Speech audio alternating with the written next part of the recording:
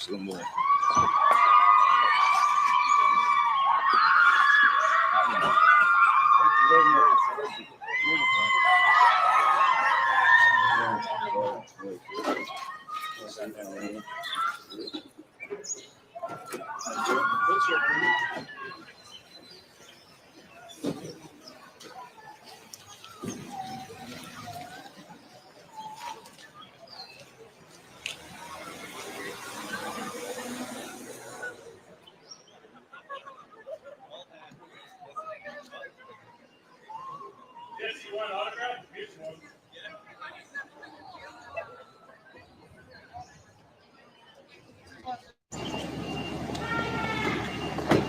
Good morning. How are you? Good morning. How are you? Hi. How are you?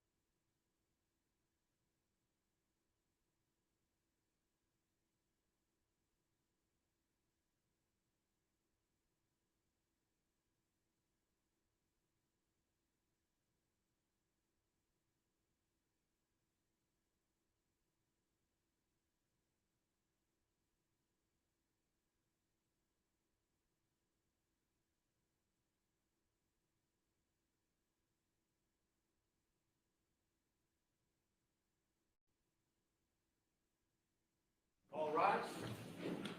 Circuit Court of Fairfax County is now in session. Young Penny Escarani presiding. Please be seated for the board. All right, good morning. All right, if I could have council approach for a moment, please.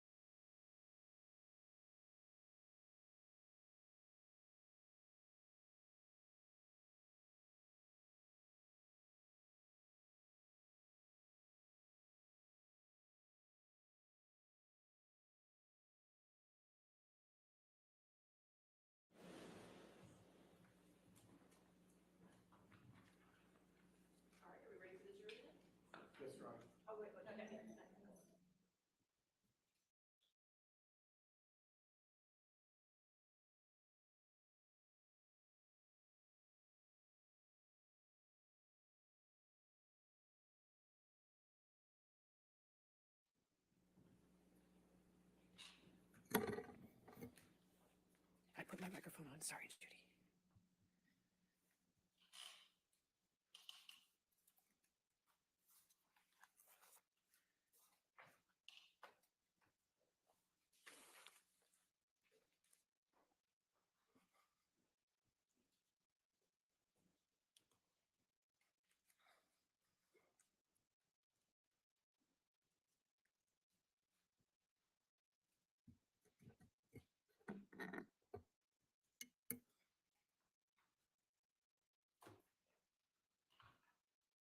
Are we ready for the jury? Okay, thank you. Yes, ma'am.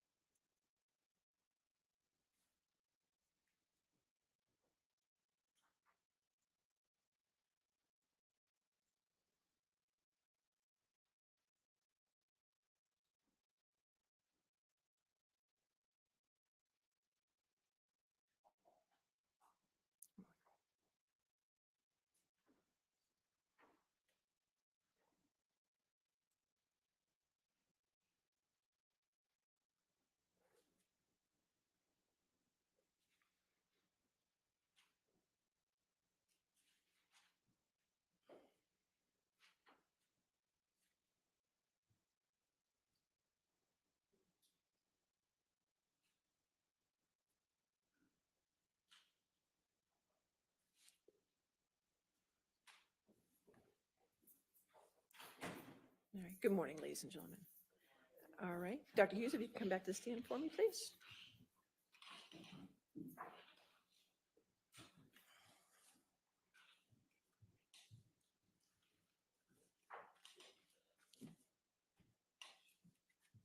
All right. Thank you. Good morning. Good morning. All right. Cross-examination. Thank you, Your Honor. Good morning, Dr. Hughes. I'm Wayne Dennison. We haven't met before. No, good morning. Morning. You testified yesterday that you have to give careful attention to gendered stereotypes. Correct? That is correct. When you're talking about intimate partner violence, you have to pay attention to gendered stereotypes. And during your testimony, you in fact paid attention to gendered stereotypes, correct?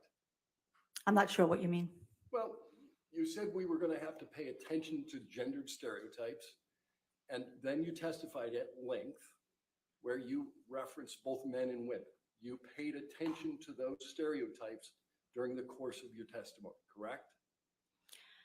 What I was saying was you have to pay attention to gendered stereotypes when you're conducting these evaluations. You can't assume all the time that the male is the perpetrator and the female is the victim. You have to go into the evaluation understanding that the male also could be the victim of intimate partner violence. Is that what you In said? fact, you're aware that there are large-scale studies that do say You sure that IPV towards males does exist.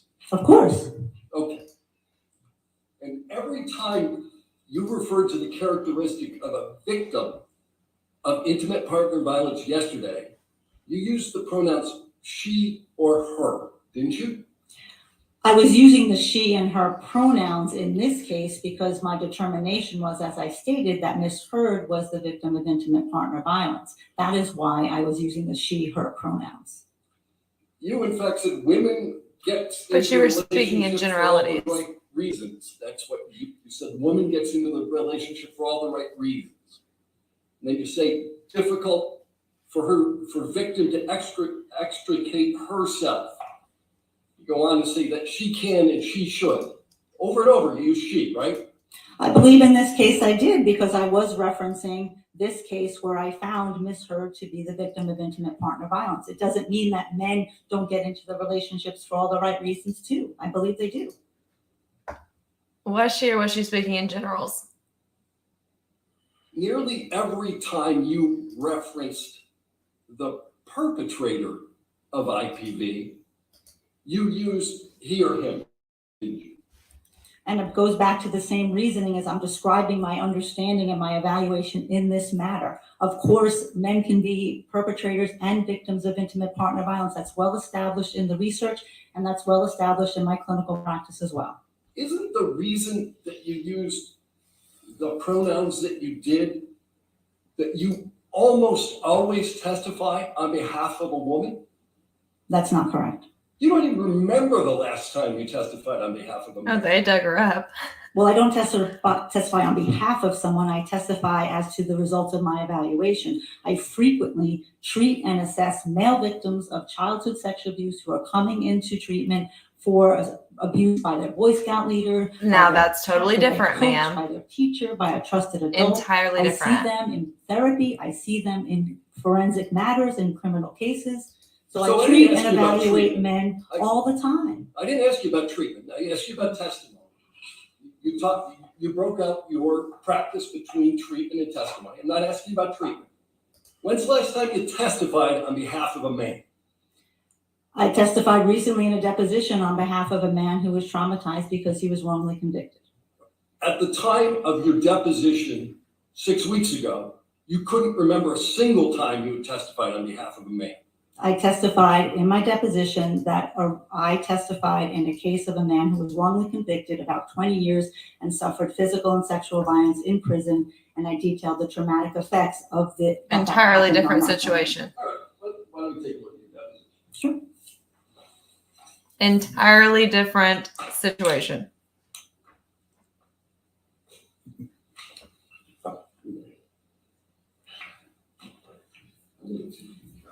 All right, thank you. Yes. Thank you.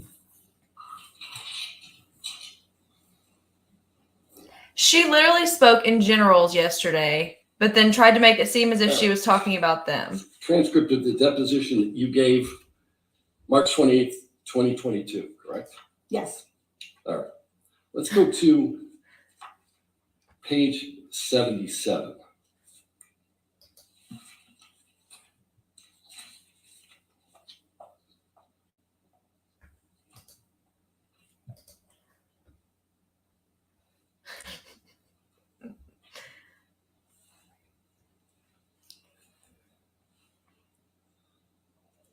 Let's look at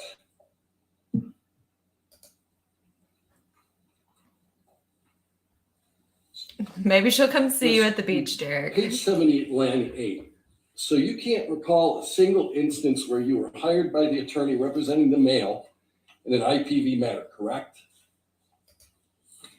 In an IPV matter, not in a trauma matter or a child sexual abuse matter. Okay, so that's the distinction. You don't have any recollection of ever testifying on behalf of a male in an IPV matter. As I stated yesterday, the very first case that I testified in was in a same-sex intimate partner violence where the man was the victim of another man. I routinely treat and assess same-sex couples where then the female can be the perpetrator of another female, and the male can be the perpetrator or a victim of his partner. So let me get this. You testified in a case where Sorry. one male is alleged to have engaged in IPV against another male. Correct. Okay. But that's the only one you remember. That's the only one you remember.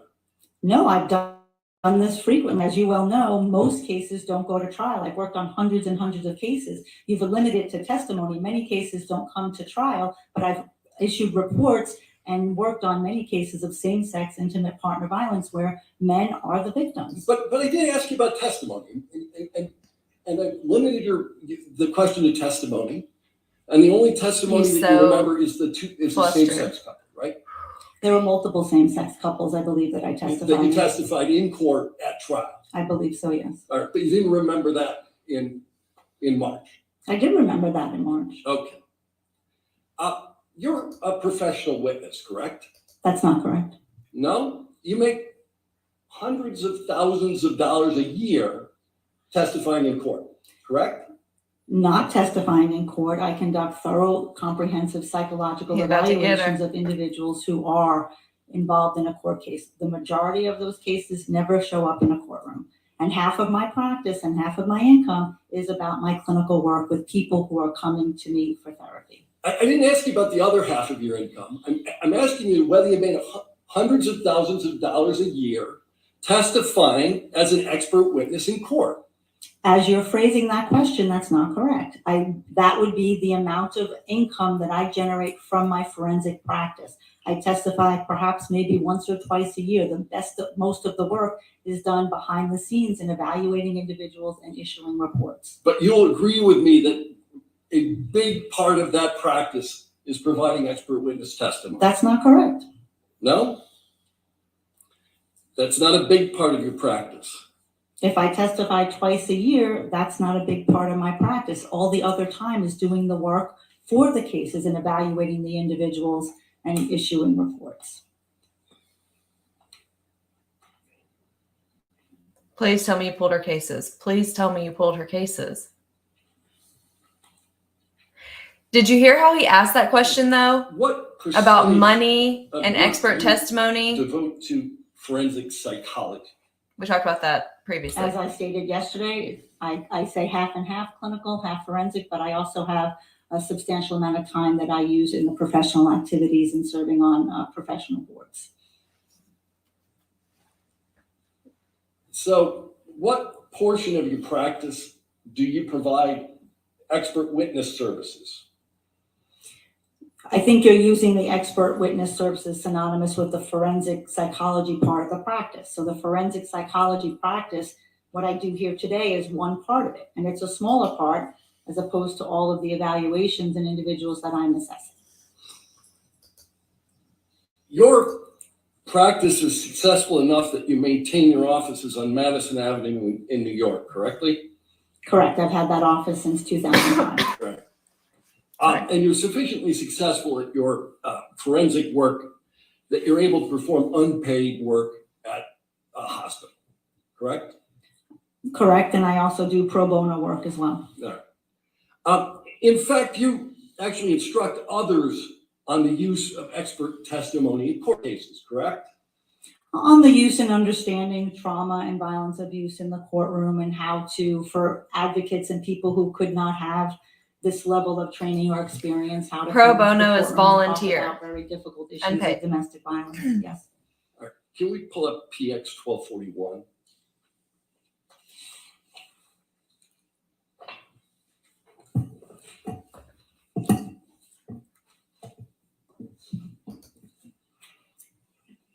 Do you recognize that document?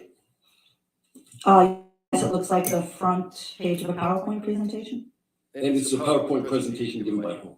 by myself and Mary Ann Dutton, who is a very well-known and respected researcher and clinician in the area of domestic violence. And what's the topic of the PowerPoint that you're giving? Expert witness testimony in cases involving domestic violence. And who did you give this presentation to? That was to the National Clearinghouse for the Defense of Battered Women. That is an organization that provides legal services to women who have assaulted or killed their partners in self-defense, and mostly people who, these individuals, the women who they've seen in treatment are through shelter-based programs or through advocates, and those are individuals who don't really know how to come into the courtroom and talk, and that's what this presentation and training was for. I'm going to move PX 1241 into evidence. Any objection? All right, 1241 in evidence. Do you want it published or? Yes, let's publish it to the jury. Thank you. Okay. So if y'all watched my video, y'all knew what I had to say about expert witnesses and professional expert witnesses advertising Why it don't we pull up PX 1241? and asking about pay. He just hit it perfectly. Do you recognize this document? Yes, this also looks like a PowerPoint presentation that I gave. All right. And what is the name of this PowerPoint presentation? This is called the use of psychological experts in cases of domestic violence. It was presented to the Kings County Bar Association, which is in Brooklyn.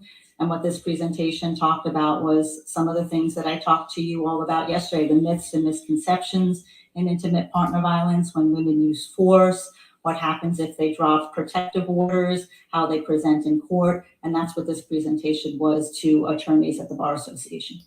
Okay, but this is another presentation that you gave as to the use of psychological experts, and you gave it to a bar association. Right, they were prosecutors and defense attorneys in attendance at that Bar Okay. Association. At your deposition, you testified that you were going to be paid $100 an hour for your time in this case. I did not testify to that. You did not? That's an error in the transcript. Oh, that's not right. That's correct. So, and you corrected the transcript? We did not do an errata in the transcript at this point. So you knew there was an error in the transcript, but you didn't fix it? There were several errors in the transcript. But you didn't fix any of them? There was no time to fix them, that's correct. All right. So you're not being paid $100 an hour. How much are you getting paid? I'm being paid $500 an hour. $500 an hour. And that's what, and that's the bill you sent for your deposition, right? $500 an hour. Correct.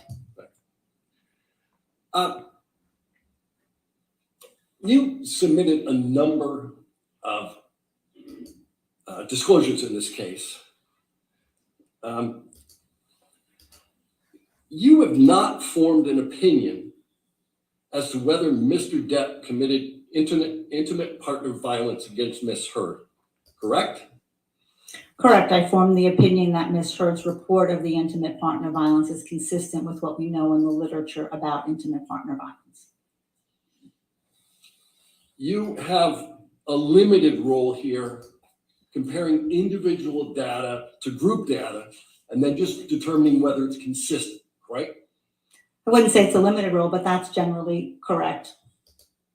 You wouldn't use the word limited role? A limited role in terms of how we go about a forensic evaluation. You Not a know whether- limited role in this case. You remember whether you used limited role in your deposition? I don't. If you have it in front of me, you probably think I did, but sure. And you have no independent knowledge of the facts underlying the alleged abuse, correct? I have the knowledge of the plethora of documents that I've reviewed in this case. No, I'm asking you your independent firsthand knowledge. You have none of that, right? You mean whether I was there? Yeah, you weren't there. Of course not. Okay. And you're not testifying to the veracity, the truthfulness of any of the allegations. Correct. I'm testifying to the consistency of the data points of all the different documents, including the psychological testing and the clinical evaluation that I conducted of Ms. Heard, and how that comports with the therapy records and all the other documents and the photos and texts that I reviewed. And you have no personal knowledge of any abuse. Correct, personally. Correct. Right. And all you know is what Ms. Heard self-reported to you and others, That's not correct. because you did collateral interviews. And I reviewed medical records, and I reviewed other witness statements of what they witnessed and what they saw. And all of those statements that you reviewed, those were statements that started with Ms. Heard, correct? Not necessarily. Well, the medical records did, didn't they? Well, the medical records, if she's self-reporting what happened to her, sure. I mean, that's what we do when we go to a physician. We say, I have a headache. We're self-reporting our difficulties. Everything Ms. Heard reported directly to you was after she was sued by Mr. Depp in this case, correct? Correct. And you didn't meet Ms. Heard until, what, September 2019? That was the first evaluation appointment, correct. How'd you get engaged? Engaged? How'd you get hired to do this work? I was contacted by the legal team. Or were you interviewed by her legal team as to whether you were going to testify here? I was not. You were not interviewed. I was not. You were contacted. Correct. Had you worked with that legal team before? I had. Yeah. So they already knew who you were, right? Correct. And anytime There we that you go. were working with Miss Heard or assessing Miss Heard, she could have chose to fire you, correct? I suppose her legal team could have chose to fire her. I was not her. She is not my client. The legal team is the one who hires me. I am responsible to the legal team, not Ms. Heard. And the legal team that hired you already knew who you were because you worked together previously. She pays the And legal clearly team. they knew of my expertise in this area of Which is intimate paying her. partner violence and traumatic stress, which is why they contacted me to work on this matter. All right, several times yesterday, you used language about assessing He's Ms. way Heard's better with his relationship questions. with Mr. Depp. Do you remember talking about that? Sure. You can't assess a relationship without talking to both parties, can you? You certainly can get a lot of information from one party, absolutely. But And you're gonna, especially when it's buttressed by other documents, including 4 years of therapy records and couples therapy records, you can get a lot of information based on those documents and that contemporaneous reports of the relationship. respectfully, I didn't ask whether you get a lot of information. I asked whether you can assess a relationship without talking to both parties. I believe you can. There are certainly limitations inherent in that, but you certainly can. You talked to Miss Heard for what, approximately 30 hours, right? Correct. How long have you spent with Mr. Depp? I did not spend any time with Mr. Depp. It was my understanding that he did not sit for a psychological evaluation. In fact, you never met That's Mr. true. Depp, have you? I have not. But you purport Yeah, this was to great. be able to assess the relationship between Mr. Depp and Miss Heard. But I also read Mr. Depp's transcripts of his testimony. I watched his deposition testimony. I reviewed his medical records. I reviewed his text messages. So it's not necessarily totally blind. I did have information, although I'm not making a conclusion about Mr. Depp himself. Is the standard now not necessarily totally blind? I'm not That's how sure. you assess the relationship? If it's not necessarily totally blind, I can assess it? Yeah, we assess as clinical psychologists relationships all the time. That's what we're trained to do. Certainly someone who's been trained in intimate partner violence to understand and look for the dynamics that happen in that relationship.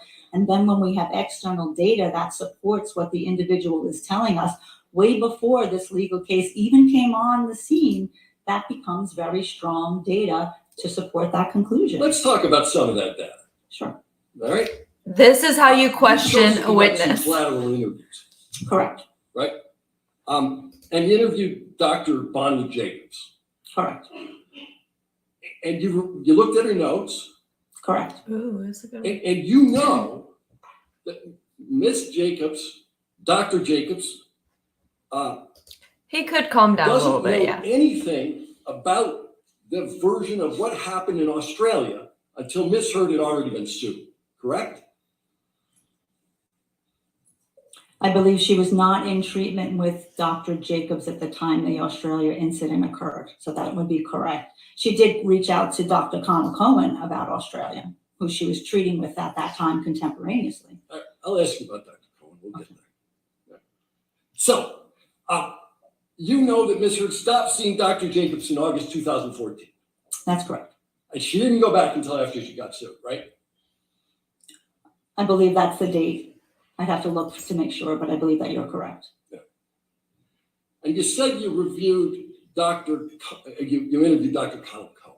That's correct. And you also reviewed his deposition testimony. That's correct.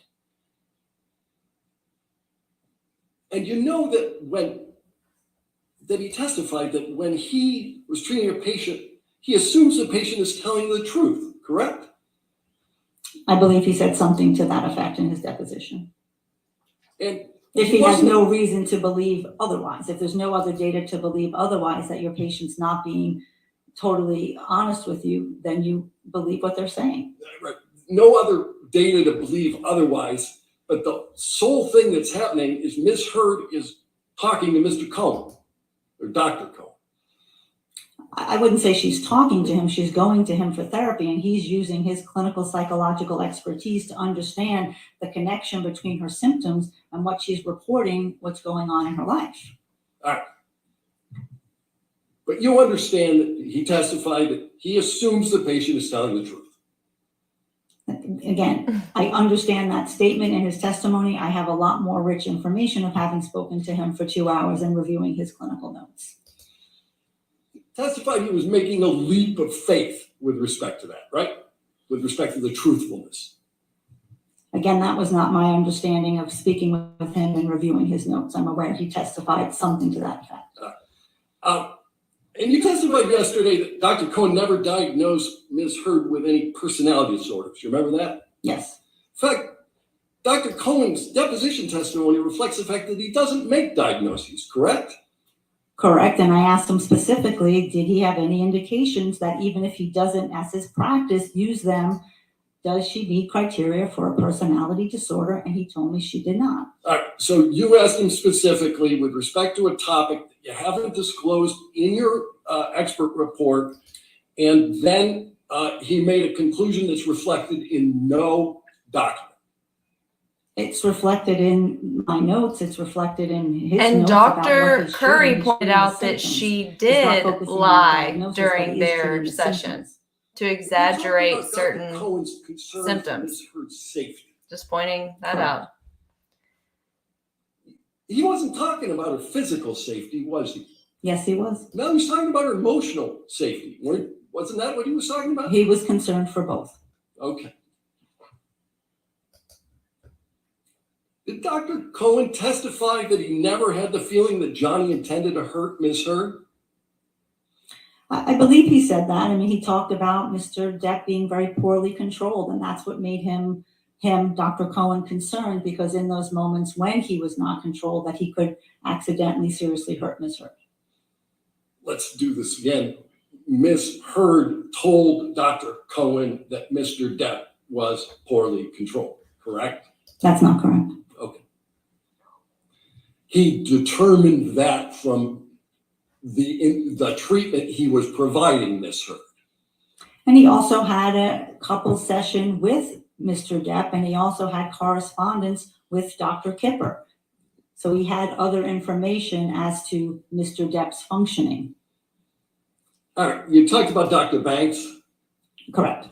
Dr. Banks was doing relationship consulting, right? Consultation on relationship. Correct. And Dr. Banks only met with them once. Correct.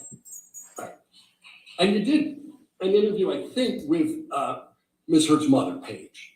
That's correct. You'd agree with me that a person's family member is not the most objective source of information?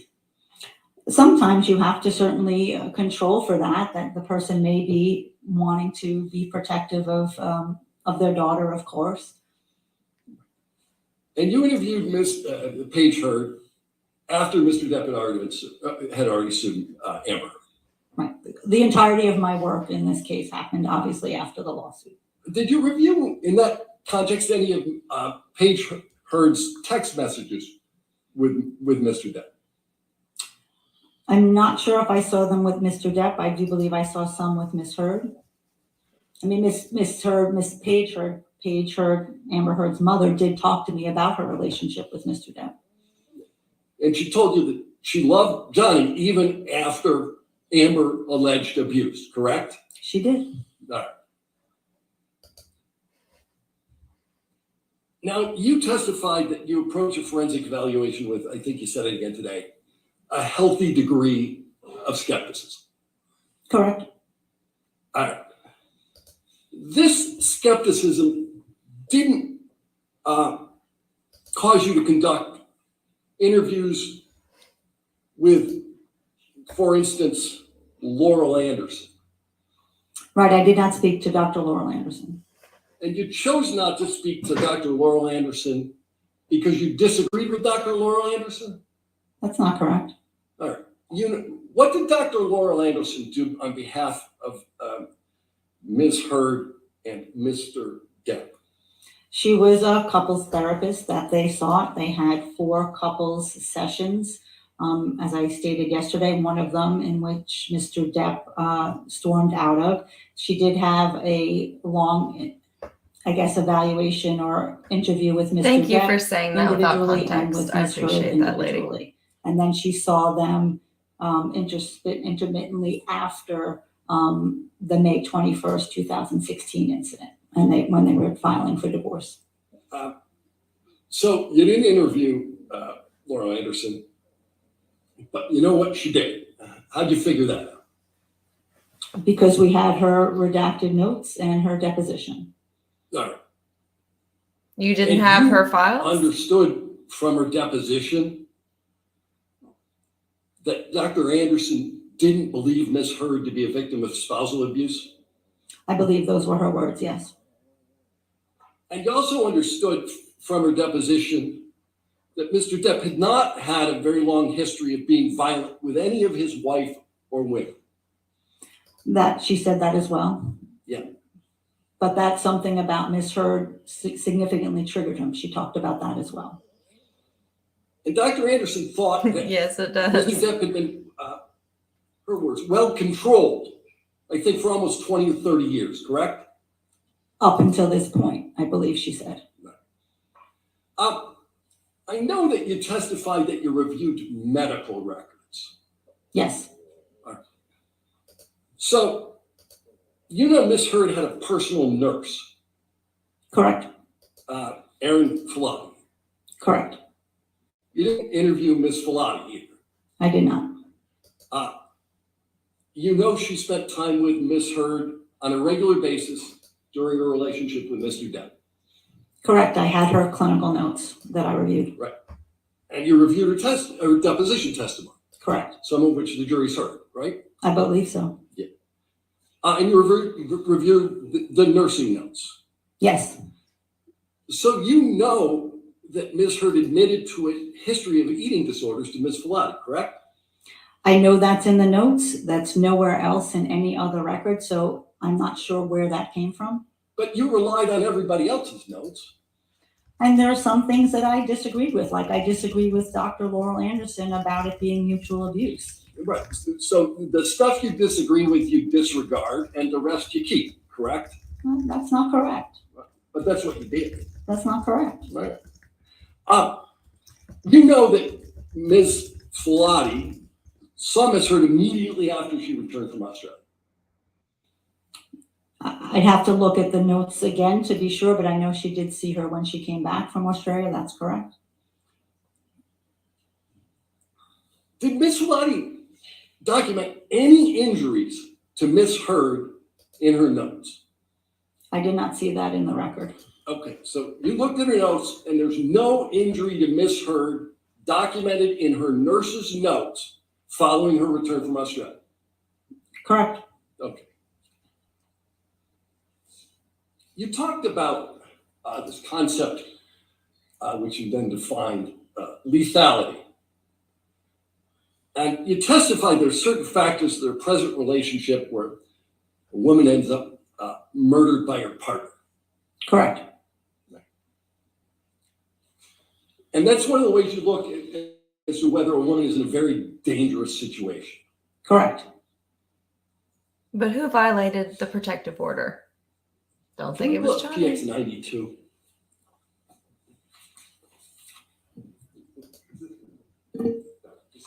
Sorry, it has to be published to the Yeah, jury. it will be published.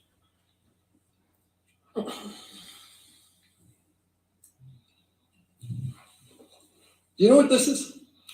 I believe this is the knife that Miss Heard gave to Mr. Depp as a gift. All right. And you speak Spanish? Un poquito? Do you know what it says? Yes, it says hasta la muerta, until death. So a woman you suggest has characteristics of being afraid for her life, gives her intimate partner a large knife, which she has inscribed until death. That's your testimony? Well, there's context. Okay. We can do that later. So you talked a little bit about Mr. Depp purporting to demonstrate. I'm from jealousy the with South, your so a partner. knife Yes, I do. gift is normal. And you, specifically talked about I don't understand why that's displaying jealousy. weird, regarding, but I do think the it shows she accusation, wasn't right? that scared. Correct. Now, the very first time you met with Ms. Hurd, she talked to you about Ms. Franco, Mr. Franco, James Franco, correct? I don't know if it was the first time, but I did ask about some other relationships. Okay, so why don't we do this? Let's go. I think if she was scared of him, she would not have given him a knife 12:46. gift. And just But I wonder don't if think giving someone a knife as a gift is weird. Yes, knives and guns are gifts in the South. So, do you recognize the document that's in front of you? Yes. Right. And Right. what I would like to do, what is it? It's one, a top sheet of a background information questionnaire There that you I go. use to help guide the evaluation. Okay. So, now, Exactly. Yes. this is, who filled it out? I filled it out, Whose form is it? my form. I'm gonna move just the first page into evidence because we're gonna talk about other portions. I of agree. it. People on Yeah, TikTok that's acted what like she it was said so for weird first that page. she Any objection? gifted him a knife. I was like, Okay, We will admit the whole thing into evidence. you want the whole thing in evidence? it's weird that she gifted him a knife. Of All right, course, if she was 12:46 scared of in him, evidence yes, and- obviously. But Okay. Are there any identifiers that need? or we're just- Exactly. We're just going, Yeah, I'm sure there's going to be some. All right. Probably. okay, so you only redacted one, correct? Don't know what the nature of the redactions are gonna be, but Okay, well, you can discuss it. We'll work with Okay, you on that, thank you. but I'm All right. positive there's identifiers. 1246 has been moved into evidence. Can we blow up the bottom right-hand corner? All right, you want to publish to the jury? Yeah, let's publish it to the jury. I don't, Well, we can, once I you're think on- her giving I him a don't see any knife on the first if page. you wanna is look at that, suggestive objection that to that? it's normal. She's not scared of him. Well, that's what they're gonna Whatever. show. That's what we're gonna show. This All is right, publish. Johnny's attorney. All right, so this is the bottom corner, your notes. And it's under the section of your notes that's entitled Intimate Relationships. Correct. Exactly. And one of the notes here on the right, it says JF, that's James Franco, right? Correct. Got close, but really wanted to be with Johnny. Well, it says JF friends. They were friends. Said friends, but you put him under intimate relationship. Well, there's a line there because I was asking specifically about other things that were allegations in this matter. There's a line there because you did not believe that they should go under intimate relationships, but it's on your form. She wasn't telling me that this was an intimate relationship. I queried as to what's going on with James Franco because that was something that was raised in this case. And there's a note for December 2015. When they became more friends, more friendly. Right. And that was a period of time in which Ms. Hurd was married to Mr. Devon, correct? Correct. So she became close with Mr. Franco in December 2015. And at least you put it under intimate relationships. With a line differentiating another part of this document. Okay. Did you provide another header, like a header that says friends? No. No. Well, let's look at the next one. The next one says, I think it says Elon. Correct. It's Elon Musk, right? Correct. May 2016. Correct. Met him at Met Ball. Correct. That's a big fancy party in New York, right? Yes, it is. And she says she dated him after Johnny. Correct. She met Elon Musk in May 2016 when she filed a TRO. The last answer was May 21st. I believe it was May 26th, 27th. I'm correct. When did she start dating Elon Musk? Sometime after that. All right. sometime after the tiara?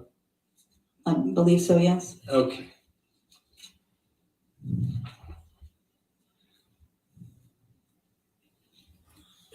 You talk, we can take that down. You talked quite a lot yesterday about this concept of reactive violence. Yes. Yeah. Just so I understand your position on this, is it your position that if Miss Heard was abused, she gets to hit Mr. Dent? That's not my opinion. But you know she hits him, right?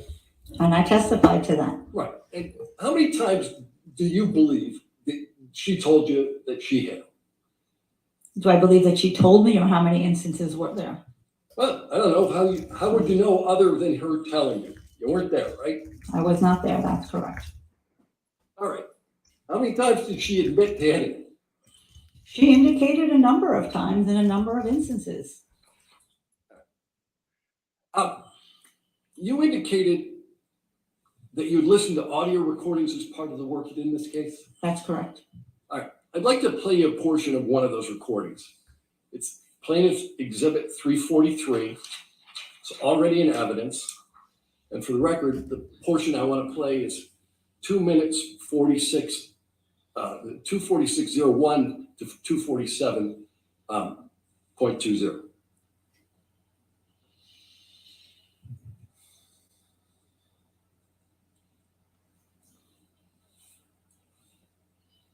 I said to Travis, I said to you, hey, tell Travis what just happened. Oh, you told me to do it. You told me to. You said, go do that. I said, no, tell him what you said. And I lied. That you punched me in the You're right. fucking thing. And You figured it out. And you said, no, fucking, I didn't. What the fuck are you talking about? And I watched you lie. And then I didn't punch you, by the way. I'm sorry that I didn't hit you across the face in a proper slap, but I was hitting you. It was not punching you. Babe, you're not punched. Don't tell me what it feels like to be punched. You know, you've been a lot of fights, been around a long time. I know. Yeah. No, when you fucking have a close. You didn't get punched. You got hit. I'm sorry I hit you like this, but I did not punch you. I did not fucking deck you. I fucking was hitting you. I don't know what the motion of my actual hand was, but you're fine. I did not hurt you. I did not punch you. I was hitting you. How are you? What am I supposed to do? Do this? I'm not sitting here bitching about it, am I? You are. That's the difference between me and you. You're a fucking baby. Because you started. You are such a baby. Grow the fuck up, You started Johnny. physical fights. I did start a physical Yeah, fight. you did. So I had Because- to get the fuck out of there. Yes, you did. So you did the right thing, the big thing. You know what? You were admirable. You agree with Ms. Heard that it's admirable to retreat from a fight? Is it admirable? It is admirable to retreat from a fight. Yeah. Anything about this tape suggest to you that it's characteristic of reactive violence? In this instance, if true, if she said she hit him first, then that would not be reactive If violence. you're taking what she says as fact, You testify. then why not take the recording what she says as She fact? engaged in low levels of violence, correct? Now, come on. Well, I don't think she said that. I think that was the characterization of knowing the types of minor and severe levels of violence. Okay, I got it wrong. You consider low levels of violence. Well, I consider what the literature and the research talks about low levels of violence as opposed to severe levels of violence. And I think you suggested that Ms. Heard sustained more severe injuries, correct? I think I said more frequent injuries. More frequent, but not more severe. Are there proof? Well, Any proof? certainly Anyone else the that says it? incidents in Australia and the sexual violence and the incidents on December 15th, 2015 were quite severe. You said you reviewed medical records in rendering your opinion. Correct. And you reviewed photographs. Correct. Now, other than the reports to her therapists, which you call medical records, right? Yeah, I would call those medical records. I mean, if Other you're than the taking her reports to word therapist, there's not a as single fact, medical at record face value, then that why not take reflects the recording? any injury to Ms. Heard. That's we're talking. I That's mean, not come on. There is not other than what doctor reflected injuries to Miss Heard? The note by Erin Borum, her married name, Falat, I'm not recalling her married name, indicated that she was headbutted by Mr. Depp and that she went for a concussion check and she had a busted lip. And then she went to Dr. Kipper's office in order to get checked. What? And there's a medical record other than that note that reflects it? I have a There's a copy of note the that she note. showed up at Dr. Kipper's office. There's a note in the But there's similar nothing 2 from days that Dr. Dr. Laurel Anderson saw the 2 bruises from that same incident as well. You reviewed photographs. Yes. I'd like to put up PX 144. It's been published to the jury briefly. I'm going to keep it up very briefly. That photograph doesn't reflect a low level of violence. Well, that reflects a severe injury, I would agree. Yeah. Why don't we go to PX 145? She's trying not to laugh, y'all. Shut the fuck up. That's a severe injury that ended up with Mr. Depp. Oh, Gurney, poor Johnny. Correct? That is a severe injury, correct? All right.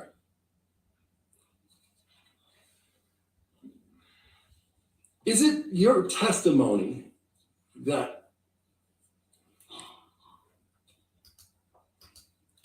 throwing a can of mineral spirits She did at fucking your smile. spouse is characteristic Crazy. of reactive violence? If you are running away from your spouse who is trying to hurt you, yes. So you can throw a can of mineral spirits. What about if you throw a can of Red Bull?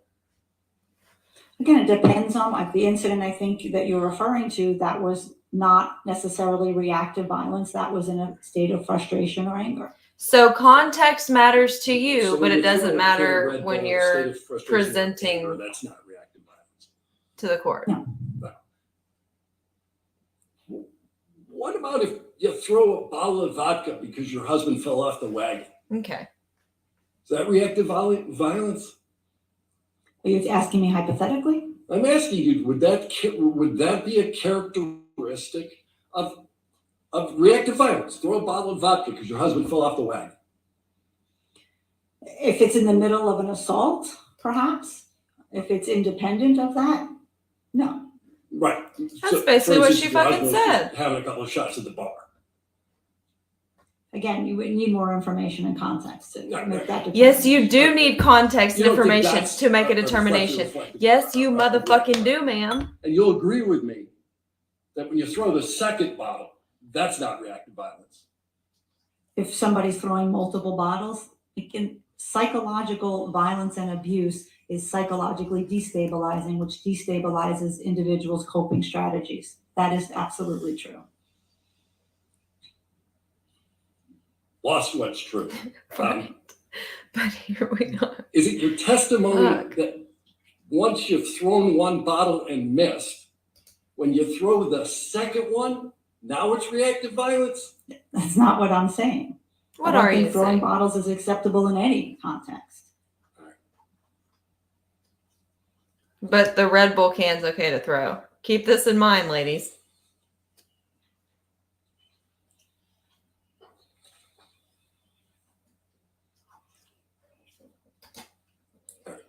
I'm going to ask you about some of the testing that you did.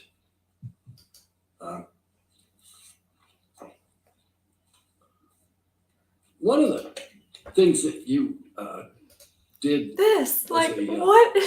What? was a form So true.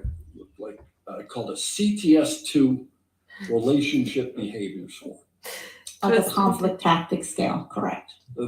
So CTS2 stands for Yes, it conflict does. tactics scale. That's correct. And this is one of the documents that you had with you on the stand. I had all my testing with me and all my clinical notes from my evaluation with Ms. Herb. And you gave me a copy of it because you looked at it during the testimony. Because you asked me, so I gave it to you, yes. Right. All right. But you have a good recollection of what that test is about, the CTS2 test. I have a very good memory and a very good recollection. I want to give the jury the most accurate and thorough information. After having done 12 tests with so many questions, I wanted to just be as accurate as possible. I'm sure my memory would miss some things that might be relevant. All right, so let's talk about the CTS2. It's dated 9/26/2019, 2019. Correct. 9/26/2019. And it goes through and it asks a whole series of questions about what you've done and what your partner has done. That's correct. There's tons of these questions. Correct. And every single one of those questions is preceded by the same question, right? How often did this happen in the past year? Correct. You knew that as of 9/26/2019, not a single one of the things that Ms. Heard identified happened to her in the last year. Correct. Right. She was oriented to a different time frame to get a checklist of those behaviors. Right. And one of the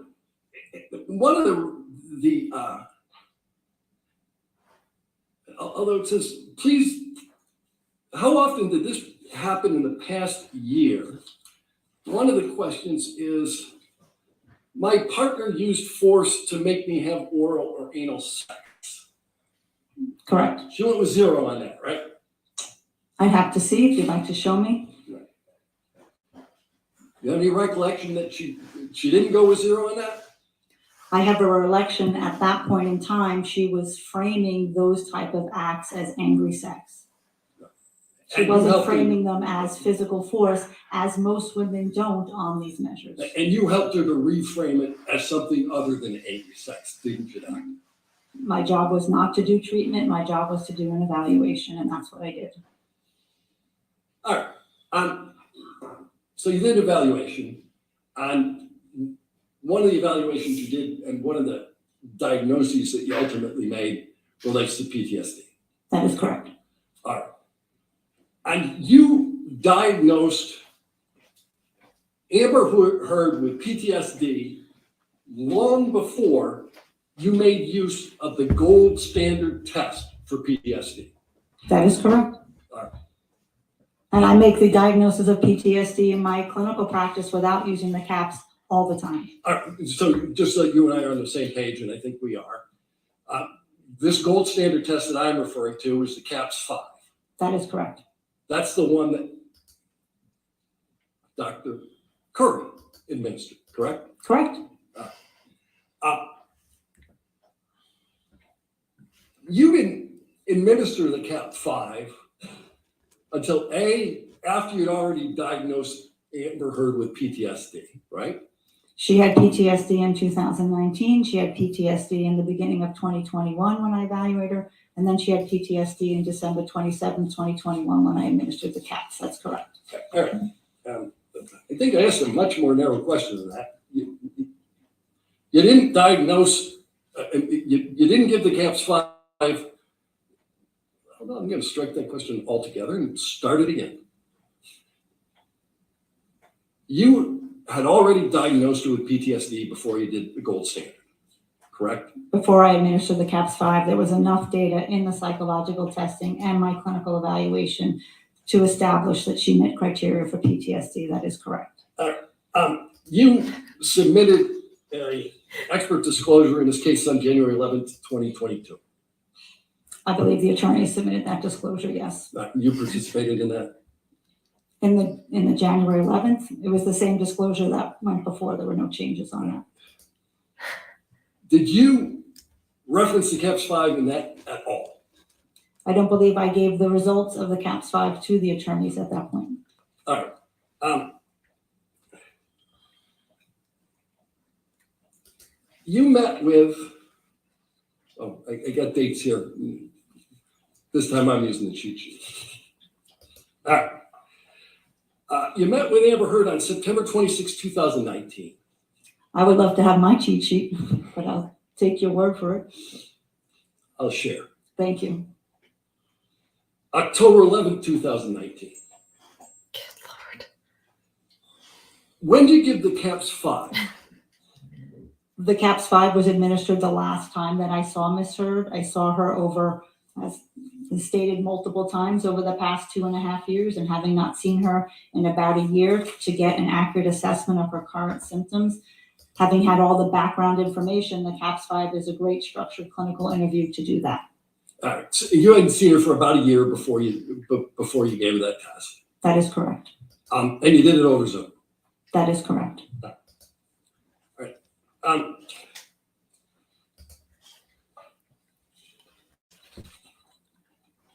Why don't we This is pull up Johnny's attorney questioning next 12:46? Amber's witness.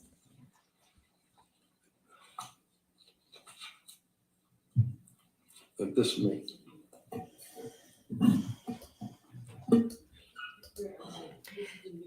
You know, in the front row, there's the male attorney, Johnny, female attorney. It's just the witness right now. It's the male attorney behind the male attorney in the front, Okay. Sure. sitting by Johnny. You could, Dr. Hughes, you can actually help with that question. This is like more than 20 pages long. It's about 20 pages. Right. All right. Let's get a copy of it. This is a series of questions that you use to test for PTSD. Correct. And you recognize the first page. This is the first page that you filled out. That's your handwriting. That's correct.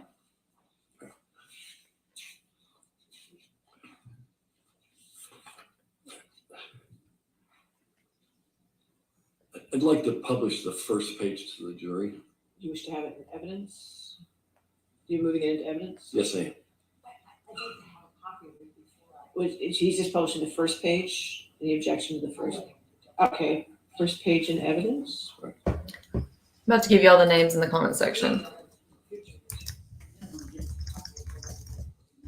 Could you put your microphone on? I'm just having, I don't have the ability to scroll down, so I can't see the rest of this. It's a brand new. I'm sure they'll get you a copy of it. Thank you. I'd like to go to the second page.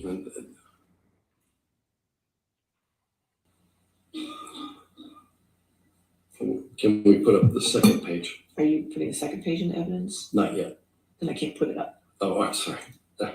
I'd like the witness to see the second. Witness can see the second page. Thank you.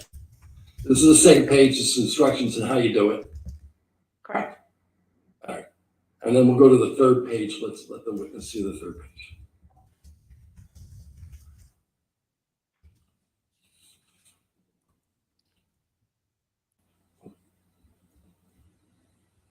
Now this is entitled scoring. Correct.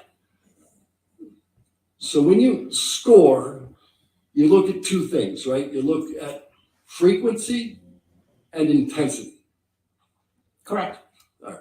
Those are the two factors you use to score. Correct. Can we go to the fourth page of this document and just show it to the witness?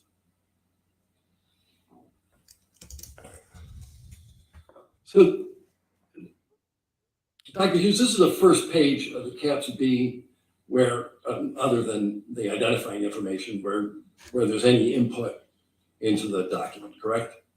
The CAPS 5, you said the CAPS B? Yeah, I misspoke. Yes. This is the criterion A, which means that in order to, as I said yesterday, to obtain a diagnosis of PTSD, you have to have sustained a very specific traumatic event. That's the first key to get through the door. All right. So,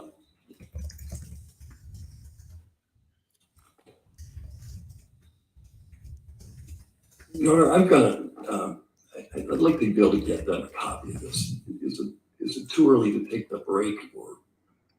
A little bit. If you All right, I can do that. Okay. All right, so do you recognize the first page or the fourth page of this document? Yes, I do. And the handwriting on the fourth page is yours? It's all my handwriting. All right, the entirety of it is yours. I'm going to move this document into evidence along with the first page. And that one is what number? I think it is, You're still on 1247. 1247. Okay, so you want to move the entirety of 1247 in. Yes. Do you have a copy of 1247? It's exhibit 1247. I don't have the whole page in front of me. Well, I mean, do you have plaintiff's exhibits 1247?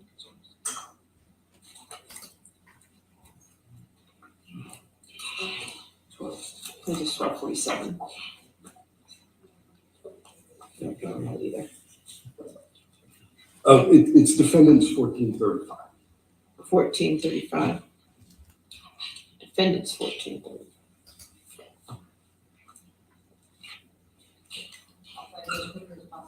Take your time.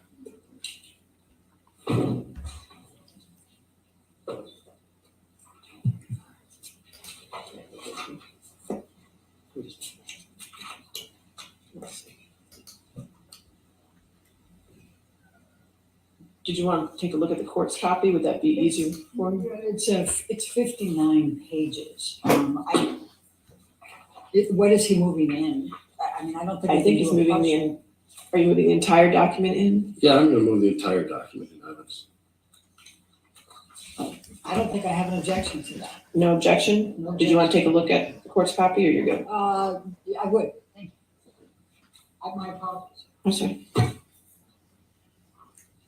Thank you.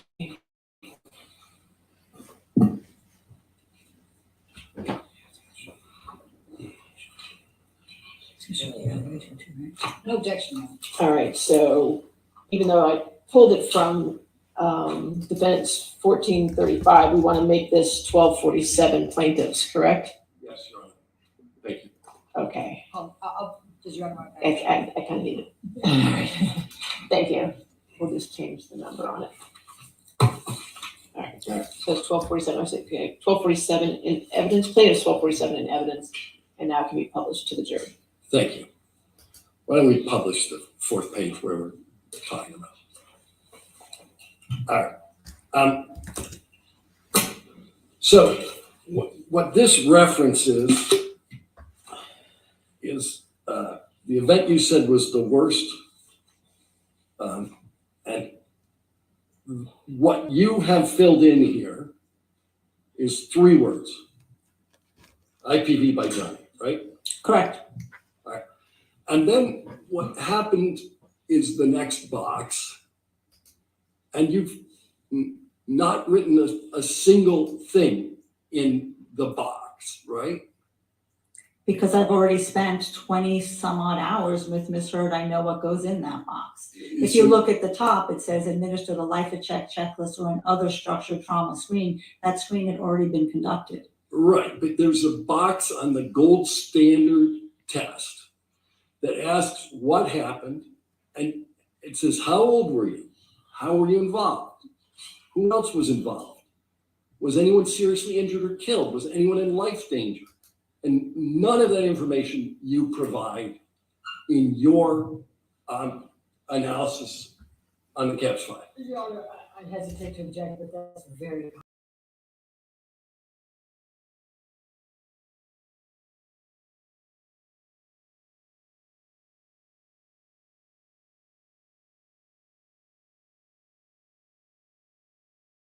My 80 plus clinical notes of my evaluation of Ms. Heard up until this point. It would have been incredibly redundant to do that again here. But you knew other people would review this, didn't you?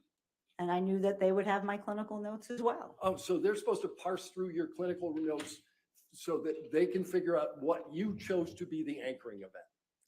I didn't choose to be the anchor. The client chooses to the anchor to identify what the worst event is for them. You wrote IPV by Johnny. That's what you determined to be the anchoring event. When I asked Ms. Heard, once again, of the traumatic events that she experienced in her life, which one is the worst? This is what she indicated. Okay. But you provided no details with respect to it. There are a plethora of details in my 80-page is a handwritten, single-spaced clinical notes. Right. All right. Let's go to the next page.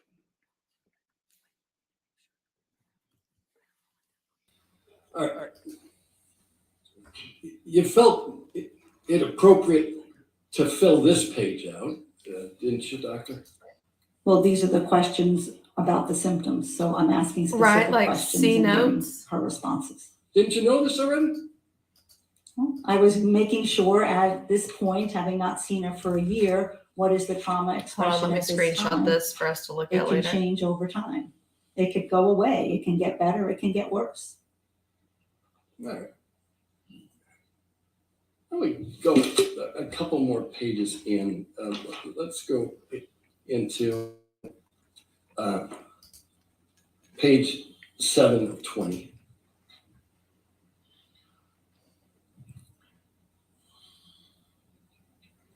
Now, there are a couple of boxes that you filled in on this.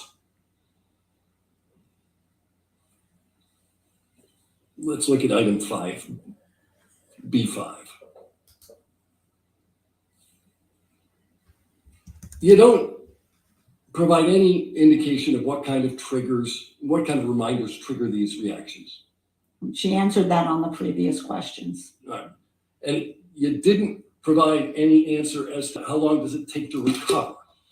She has some difficulty recovering. Okay. And then there's this question that says, how often has this happened in the past month? Number of times. Correct. And we talked about how these things are stored, and we looked at, you got to look at frequency and intensity, right? Correct. And you left the frequency box blank. Well, no, she said several times a month, then that's what the frequency is. And you didn't fill that. Oh, if she box said in it, that's at all. what it is. Okay. Because she told me it Let's was see. frequently several times a month, which is one of the anchors in coding the CAS. All right, so let's look at the next one. The very next box. Again, this is scored by frequency and intensity. How often in the past month? Blank. Pardon? How often in the past month? You left that one blank again, right? She tells me it happens at least twice a week, so certainly I could multiply 2 times 4 and put an 8. And you certainly could have written the number 2. But it wasn't 2, if it's Oh. happening 2 times a week. All right, so 2 times a week times the number of months. Now you got 2 digits instead of 1, right? That's all it took to write that down. This is in a 1 month period, so it would have been a 4-week period. How often in the past month? That's what it says. Correct. You You said chose months. not to answer that question. Let's look at the next page. Again, scoring is frequency and intensity. How often in the past month? Again, you left it blank. If you look on the right-hand box, that is where we are indicating the frequency and the severity. If you can see where I circled moderates happening more than twice a month, that's where I'm indicating the frequency of the symptom expression. Okay. But aren't you skipping a step? You're supposed to do intensity and frequency. And when somebody says it's happening more than twice a month, that is a frequency indicator. All right, But you didn't document the actual time they gave you. let's go to the next box. Again, we have, in the past month, how many of the important parts of event have you difficulty remembering? Number of important aspects. Didn't fill it out. Well, I listed 2 specific incidents of where she indicates she has important aspects that are missing. But all you had to do was put a number in here. You knew how to score this thing. Well, this measure actually doesn't get scored by the frequency. All right, you know something, you're right. Let's look at the next one. I know.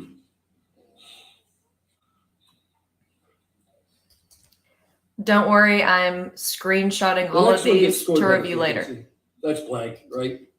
Well, I did not code it as a PTSD symptom. That way I Okay, won't let's have go to to the FOIA next the one. court exhibits for us.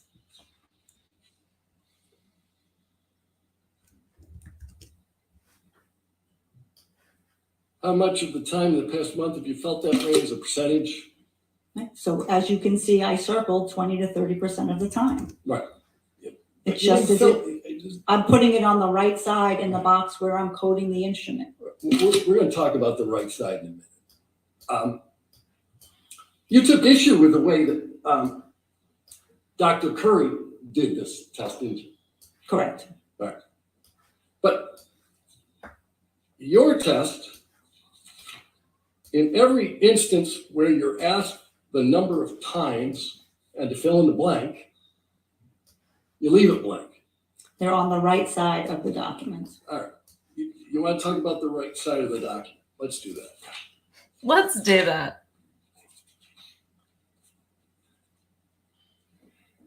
After you did the CAPS 5 for the anchoring, the 3-word anchoring event, IPV by Johnny, you went back through again and said, maybe I should consider childhood trauma as well, right?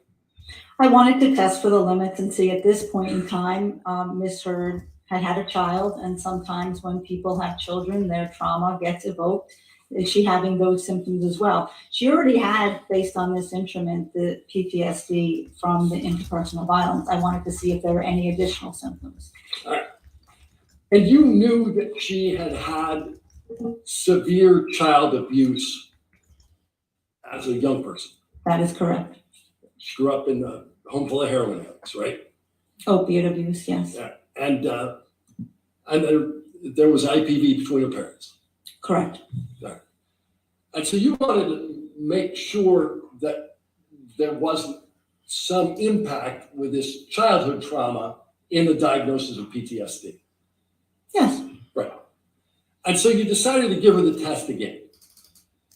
Well, I didn't give it again. What's called testing the limits. I went back to some of the questions where she answered in the affirmative and said, and is this also happening vis-a-vis your childhood abuse? Are you also having intrusive thoughts and feelings about childhood? Are you avoiding thinking about things about childhood? Is that happening for you now as well? All right. So there are a series of notations on the right-hand side. Let's go to page 5 of 20 in the test. All right. Why don't we highlight the right-hand notations that start under the word childhood? All right. So the way you tested for childhood PTSD is to write a notation in the corner and answer a couple of questions. Same test. Well, I wasn't administering a whole CAPS again. What I was doing was seeing, as we know with people who have what we call polyvictimization or revictimization, someone could in fact meet criteria for the PTSD from the domestic violence, but then they're also experiencing some symptoms as a result of the childhood abuse. Both can occur. Right. But Mr. Depp isn't responsible for her childhood abuse. That is correct. Right. And the way you tested this childhood abuse PTSD is you made notations on the in the right-hand column of a form that you partially filled out for the IPV by Johnny, right? Well, I disagree with the partially filled out. The frequency was clearly filled out in the box where we score the CAPS. But yes, I did write about the childhood to the right of that box. Okay.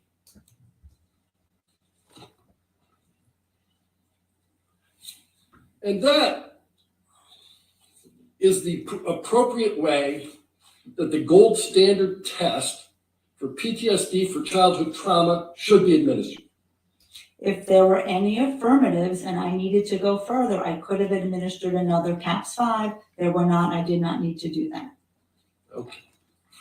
So you chose not to do a second CAPS 5, although you knew that she had suffered from severe childhood trauma. No, because she wasn't suffering symptoms at that point in time, PTSD symptoms from the childhood trauma.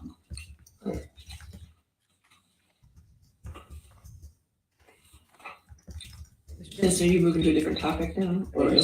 Okay, all right, it's gonna be a great time to take our morning break then. All right, ladies and gentlemen, we'll take our 15-minute break. Please do not discuss this case with anybody, no doing outside research, okay? Thank you.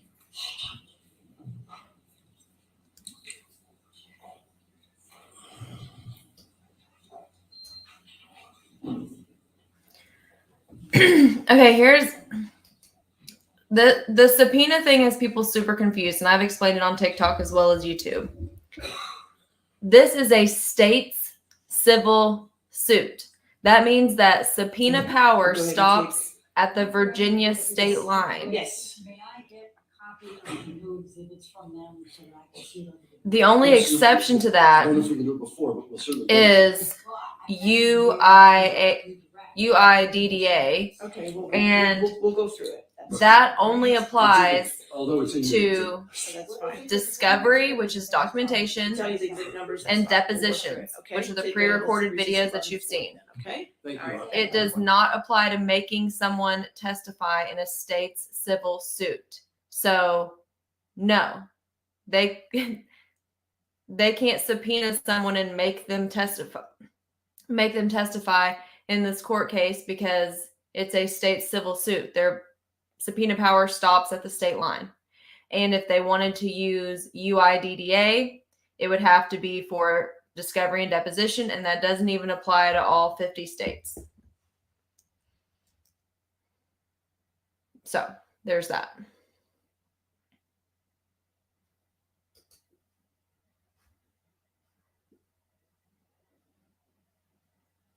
Any questions?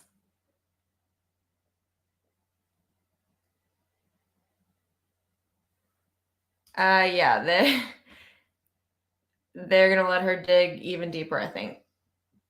They let her say whatever she wanted to yesterday to set her up to call her ass out today. And they caught everything we caught. I mean, they hit it strong right off the bat.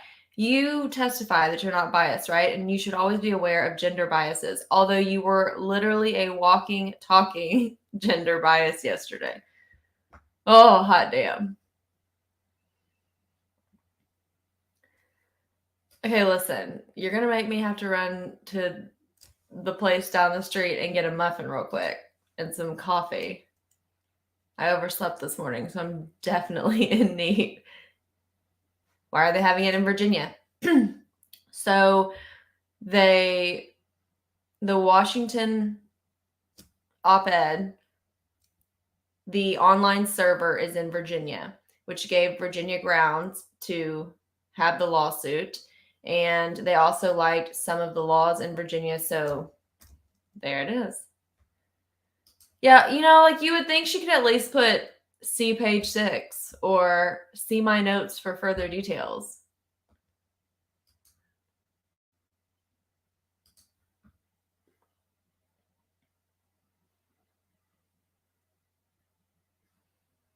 I mean, you would think that just as a practicing physician, I mean, I know people, might not go 100% all the time, but like documents, dictation, all that, like in the medical field is kind of fucking important, like it's someone's health and well-being. Yeah. That wasn't fantastic. Also, did y'all like that sly move? She's like, well, my loyalty is to the legal team, but Amber Heard's paying the legal team, which is paying you. Therefore, Amber Heard. I mean, come on.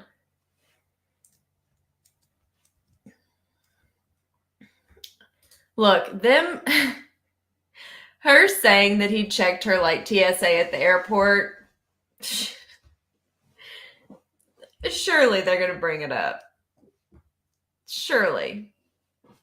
As well as when she alleged it to have happened. What got me was they played the audio and she's like, assuming this is correct, your entire testimony is you taking her at 100% face value of what she's saying. So why would you not take her at face value for what she's saying in this clip? Like, make it make sense. Make it make sense.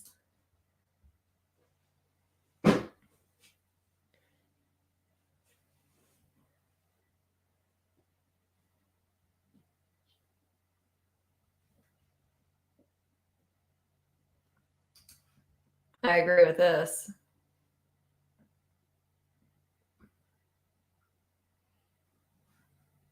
See my 80 pages of notes.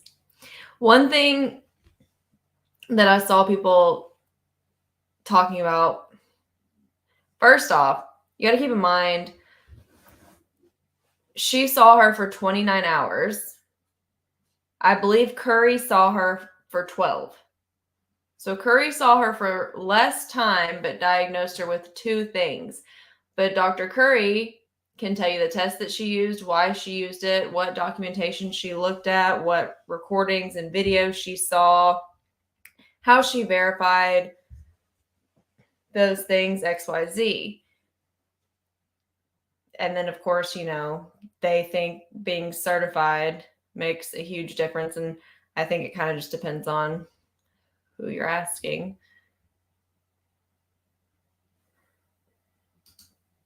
Yes, like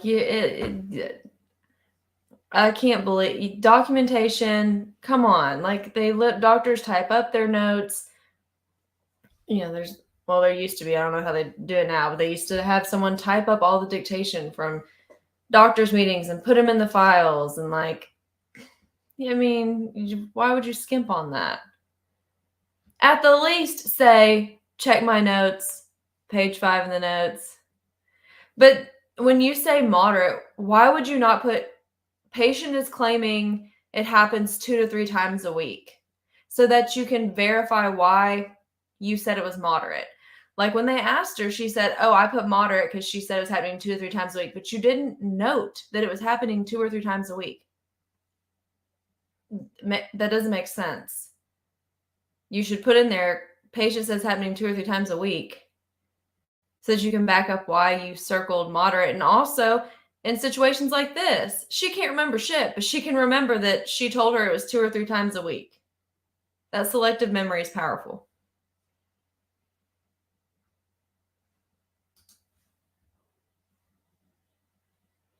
It's a great point.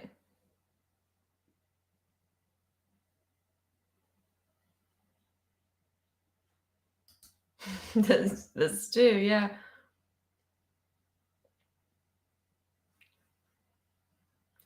Also, the fact that they got the deposition wrong, and she's like, no, we didn't have time to change it. This is years in the making. Like, when did you have your deposition? Like, come on.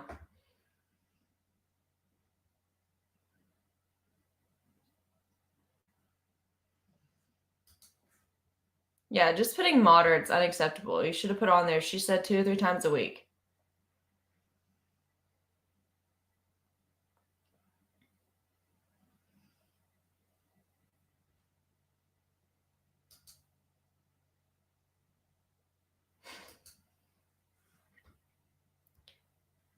Curry's definitely listening, watching, because this is the expert she's going to have to refute on rebuttal. Like if they call her as a rebuttal witness, which I'm sure they will, this is who she's going to be refuting. So therefore, she's definitely listening to what she has to say. Yeah, it's pretty fucking shitty, huh? That's pretty bad. That's pretty bad. But I mean, I will admit, like, I'm a psycho. I got different color pens, different color sticky notes, tabs. Like, I'm a psycho about that kind of stuff. So maybe it's just me being a little hard on her, but like, as a medical professional, like, come on, the least you could do.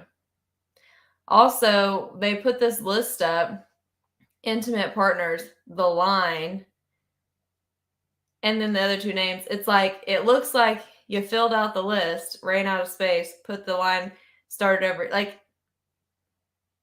she didn't even verify what the line meant when she switched over. So, of course, they're going to assume that when you were saying intimate relationships, that you meant these as well. Or that's how I took it. Well, she's an expert, Kelly. She's an expert.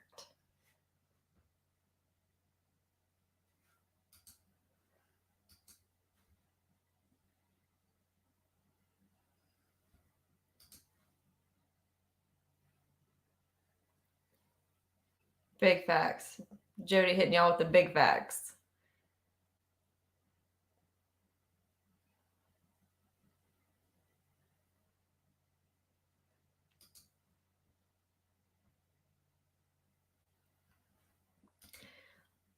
Y'all watched it firsthand with the nurse. The nurse was like, if it's in my notes, then that's what I said. If it's not in my notes, I don't recall. I feel like that's your, that's your insurance policy.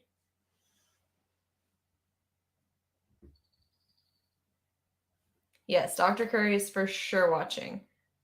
They're paying her to watch to, refute this, which, bless it. Bless it. That'll be a good day.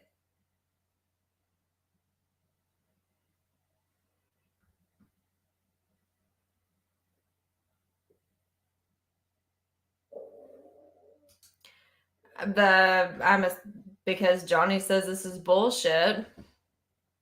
She's gonna bring it up because one of the statements in question is, I spoke out against sexual violence and faced our culture's wrath. That's one of the statements that's been in question for this defamation lawsuit. So I'm assuming she's going to try hard to verify that.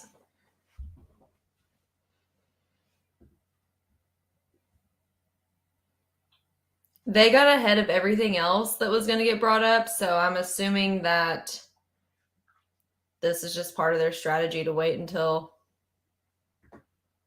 they got up there, dig a grave.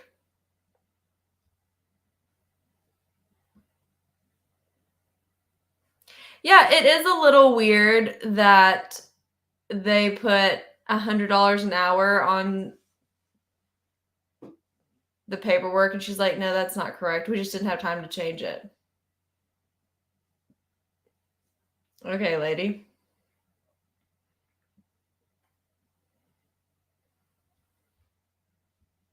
I also think it's interesting that she threw shade to one of the other doctors that we've heard from, even though that doctor had worked with both of them. She likes to leave out context too. Like, context matters, and she likes to leave it out unless it benefits her, which is to be expected as an expert witness. But notice when he questioned her, he brought up her pay in the sense that, like, you're a professional expert witness, right? So you make your money testifying, right? That was good questioning about making someone's payment and expert testimony look questionable, look a little less reliable. I hope that Rotten Ass was taking some fucking notes.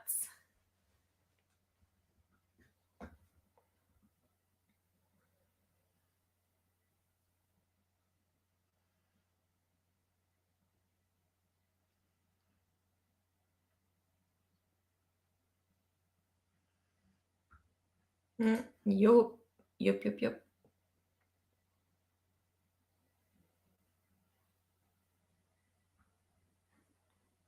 We are growing. We are growing a little bit every day.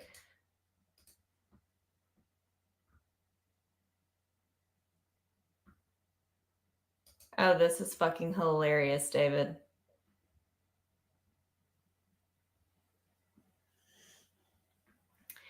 How did it end? Well, exactly how we predicted it so far.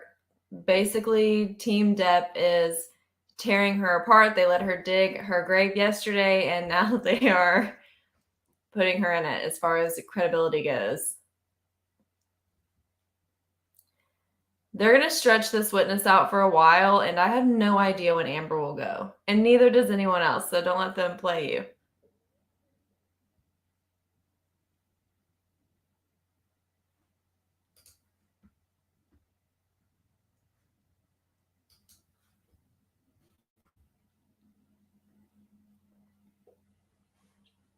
Yeah, it's not a great look. Rebuttal mean. Okay, so like after Team Heard rests their case, then Team Depp can call up rebuttal witnesses to refute what was said. So, like, they can call up Dr. Curry to testify about what Amber Heard's doctors said.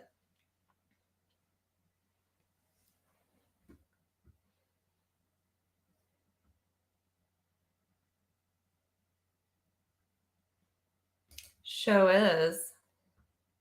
I was hoping they would have pulled up some cases that she'd been on and been like, so you didn't do 20 cases last year? Or, you know, I looked at the last 20 cases you've done and none of them were you representing a man in a domestic violence case, which of course statistics are not on the side of that.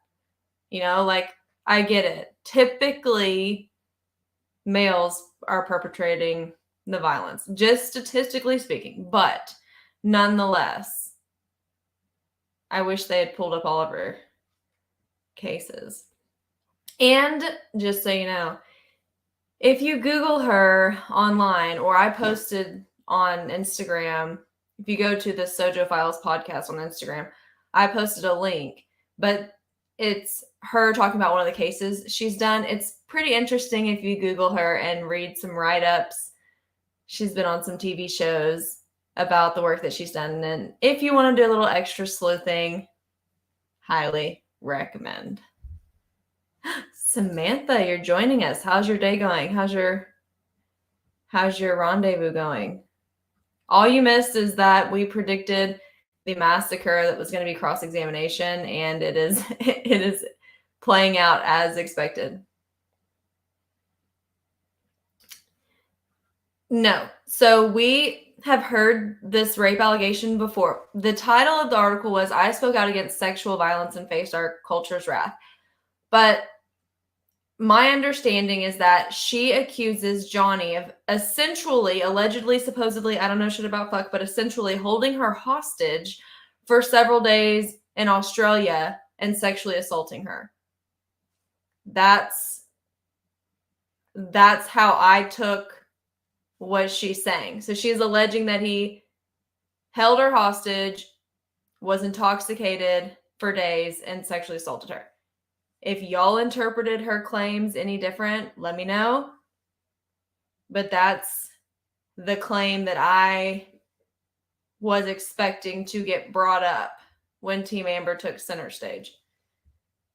But the timeline doesn't add up. If you look at, because Johnny Depp's team mentioned a lot, when did Amber get there? When did she leave? How long did he have medical treatment? And I'm not thinking the timeline's matching up. But that's just me.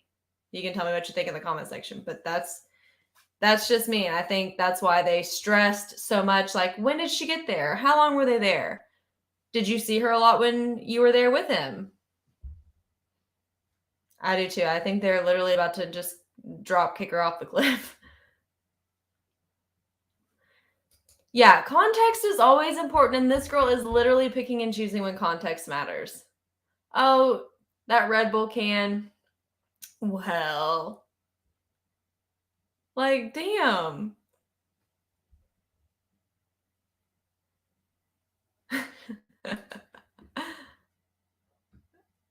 Good point, Derek. Good point. So true. So true.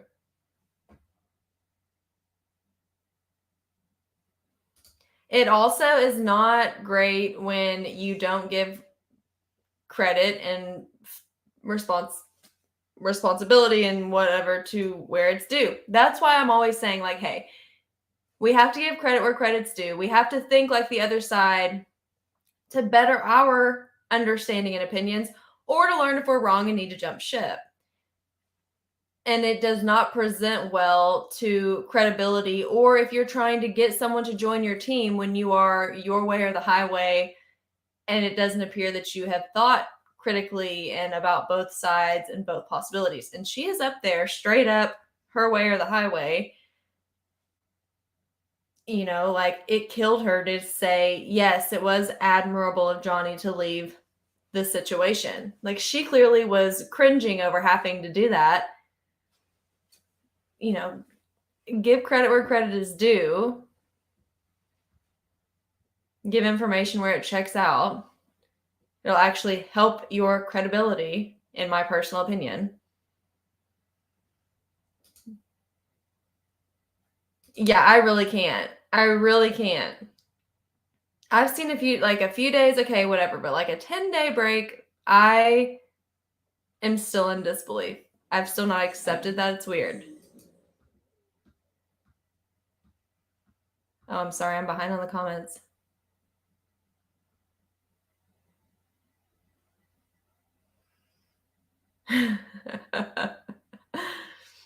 Yes, someone else tagged me in this video, which I'm sure is the same one that you tagged me, and I'll look here in a little bit. But yeah, I was watching Gina Duder's testimony real close, and I was like, that's fake news.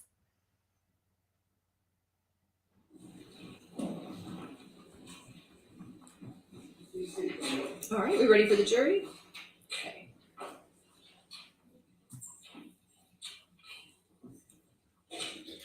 Yes, thank you.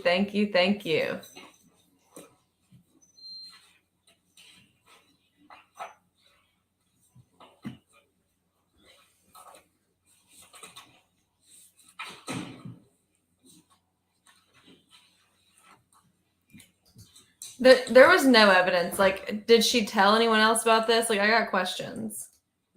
Not saying I don't believe her, but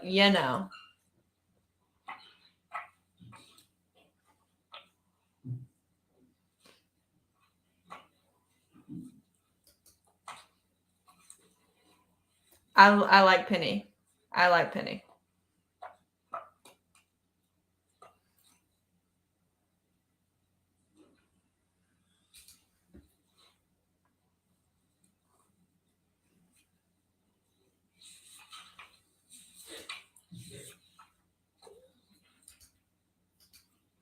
All right, thank you.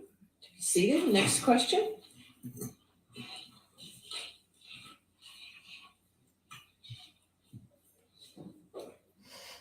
Why don't we put that back up, plaintiff's 1247.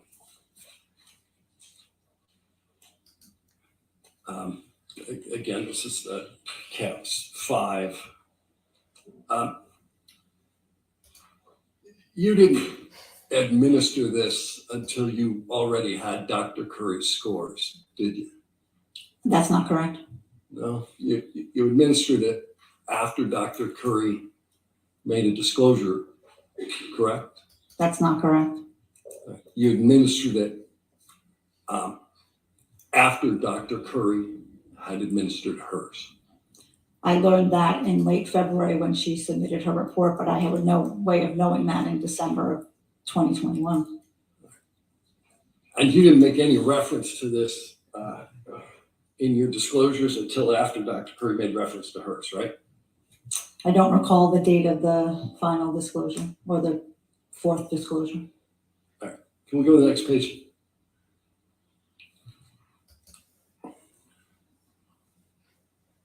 Let's go to the top of the page, we'll blow that up.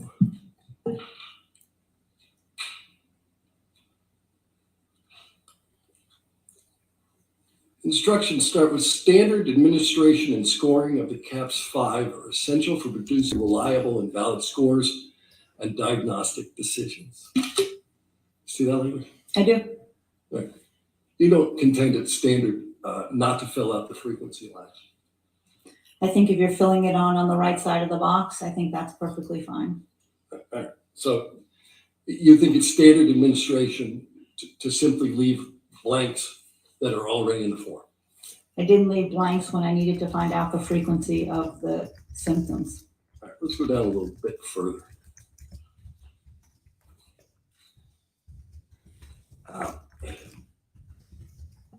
Let's go to administration. It says, number 2, read prompts verbatim, one at a time, and in the order presented, and then has a variety of exceptions. With respect to the childhood trauma notations you made in the margin of the CAPS 5, you didn't read the prompts verbatim, did you? I read the first prompt. If there was a yes, then I would have made a decision, do I need to administer a whole nother PAPS? And you ultimately didn't do that, you just simply wrote the margin of the last one. Because she wasn't endorsing those symptoms. You talked about endorsement of symptoms. Ultimately, what you're looking for with respect to PTSD is functional deficiencies. That's one of the things you look for, right? Well, with any DSM diagnosis, you're looking for what are the functional impairments as a result of the symptoms that the individual is experiencing. Okay. So, in fact, if you go to all the way to the end of the form, one of the things that we deal with is impairment in occupational function, right? Correct.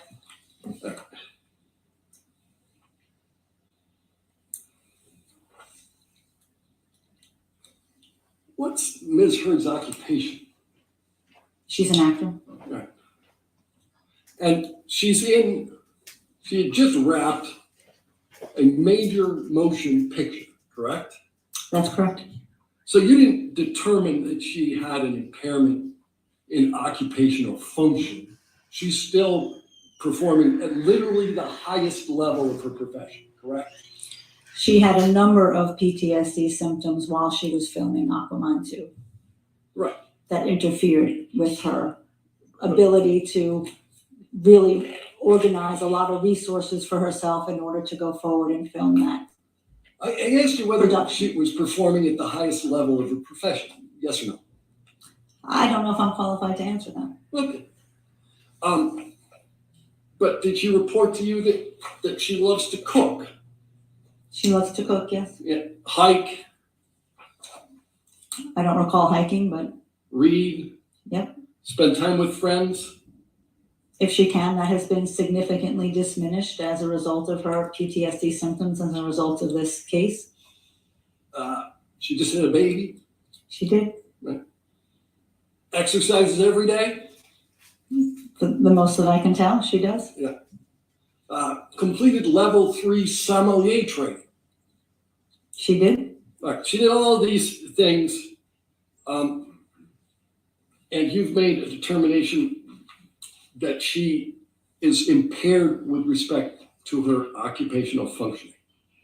I made a determination that the symptoms interfere with her functioning. She does these things, but it's not like the symptoms aren't there. She has to continue to work even though she has a panic attack, even though she has an intrusive recollection of the trauma, even though she's having heart palpitations and sweaty palms when something comes into her mind. It does not stop her from doing what she needs to do, but it does interfere. Okay.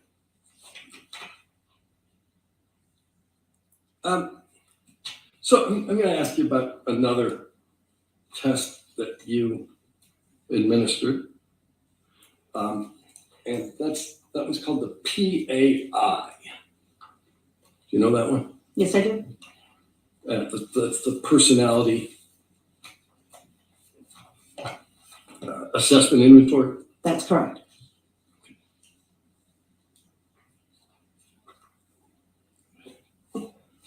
Why don't we put in front of the witness the PX 1244?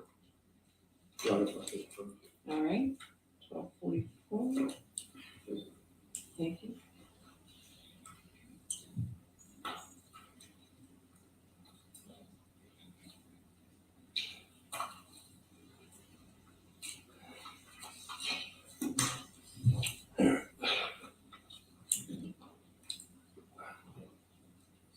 So, Dr. Hughes, do you recognize PX 1244?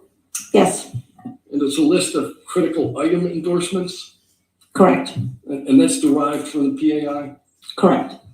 And this is the PAI that you gave 9/26/2019. I don't have the cover sheet in front of me, so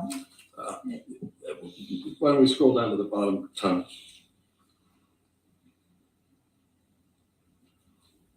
There it is. Yeah, There it thank is you. down there. Thank you. You bet. Okay. Now, critical item, I'm going to move this document, PX 1244 in evidence. Yeah, I would request that the entire document. I'm only going to ask her about this piece. Well, it's his exhibit. Do you have any objection to his exhibit, which is just the first page? All right, 1244 evidence. Okay. So critical item endorsement. This starts a total of 27 PAI items reflecting serious pathology have very low endorsement rates in normal samples. These items have been termed critical items. You're familiar with that concept? Yes, I am. All right. I just want to ask you about a couple of the critical items. The first one is potential for aggression. This was deemed under your PAI a critical item. It says sometimes my temper explodes and I completely lose control. How did that potential for aggression bear on your analysis? Well, there's a few things. Number one, certainly Ms. Hurd reported to me that in her relationship, that would happen. Her anger and her affect regulation would become impaired. Number two, you have to look at the total scales where that scale is not elevated, so it would not be a major cause of clinical concern. Number three, she had 4 responses that she could say to this question. Mainly true, very true, mainly true, sometimes true or false. She chose sometimes true. So she's answering honestly about her experience. Sometimes it's sometimes true that sometimes my temper explodes. That's Correct. what you're testifying. Correct. All right. So you've talked a little bit about this concept called malingering. And there's one here for potential malingering. And this is another one of these critical item endorsements. Critical items means that these are serious pathology, right? Well, as you can see, it says endorsement of these critical items is not in and of itself diagnostic. No, So you need to review the content of the item, and that's how you make the determination. Is this something of clinical concern that you need to do more understanding about? Okay, so this critical item endorsement, this one reads under potential malingering, I think I have 3 or 4 completely different personalities inside of me. Correct. And she endorsed that as sometimes true. Correct. Okay. And there's not one elevated malingering scale on the PAI.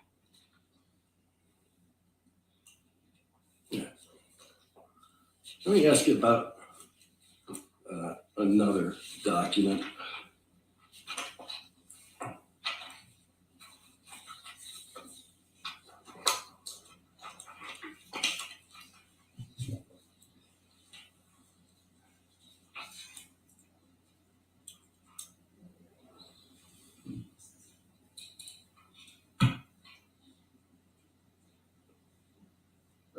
Mark the documents PX 1248.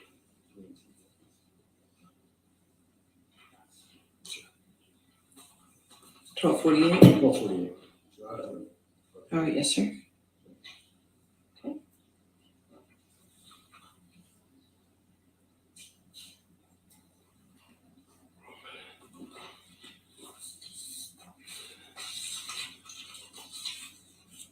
All right.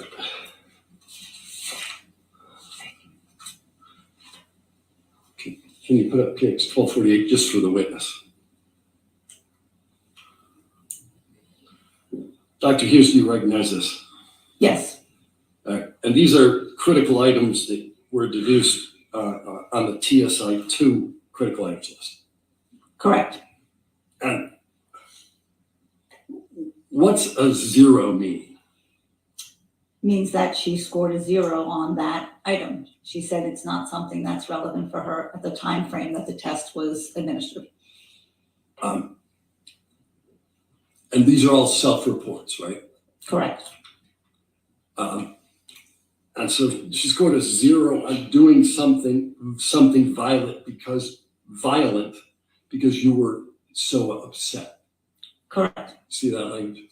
You knew Ms. Hurd to do violent things when she's upset. This test specifies how often have you had these symptoms in the last 6 months? Just in the last 6 months. Correct. All right. So she hadn't had them in the last 6 months. Correct. This test also asks and inquires about intentionally hurting yourself or cutting. In the last 6 months. Right. Is the prompt. All right. In the last 6 months. Correct. Had Miss Heard previously indicated to you that she cut herself? She indicated one time as a teenager in a reckless moment she did. It was stupid and I never did it again.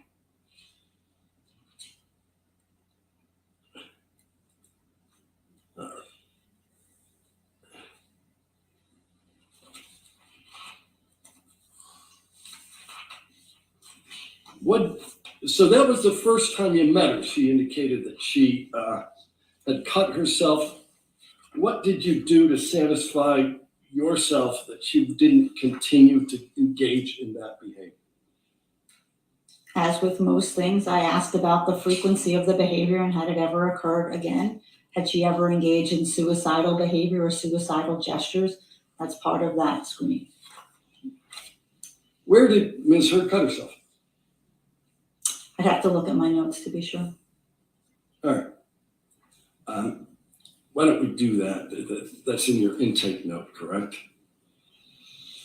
I don't recall. Why don't we go to PX 938?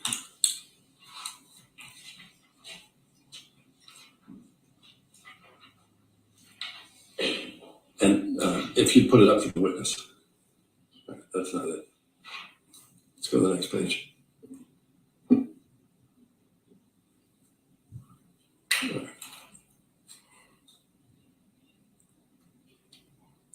There we go. All right. PX 938. We're on the third page. This background information sheet has already been admitted into evidence. And there's a discussion here we talked about earlier about intimate relationships. I'm sorry, the question? Yeah, let's go back to the first page.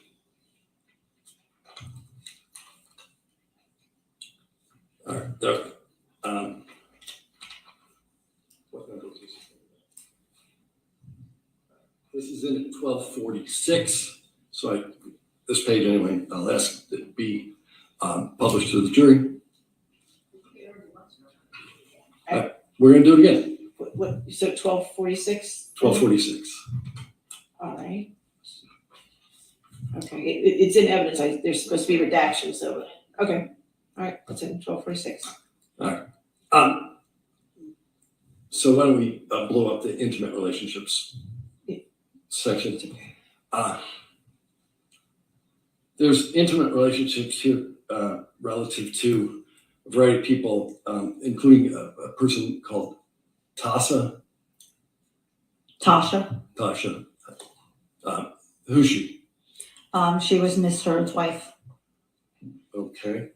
And that relationship preceded her relationship with Mr. Depp? That's correct.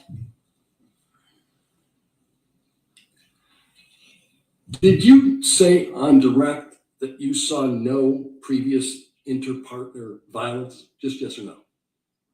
I don't believe I did. You don't believe that you saw inter-partner violence, or you didn't say it on direct? I don't believe I said that yesterday. Okay.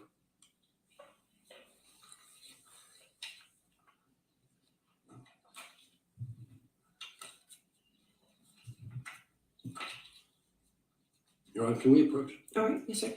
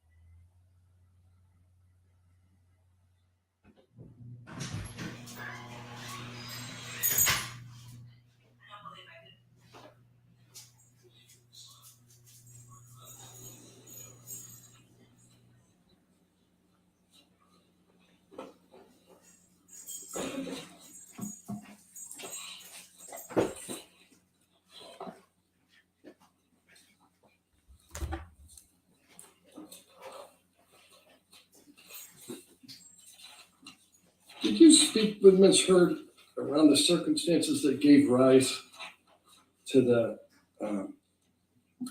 TRO? With, on May 21st? Yes. Yes, I did. Okay. Did Ms. Heard ever tell you that James Franco spent the night with her at the ECB between May 21 and May 27? I recall, I mean, again, it would be helpful to have my notes so I can tell you exactly what, but I do recall that she did see him at some point. I do not know if he spent the night. Do you know if Elon Musk spent the night during that period? I don't know.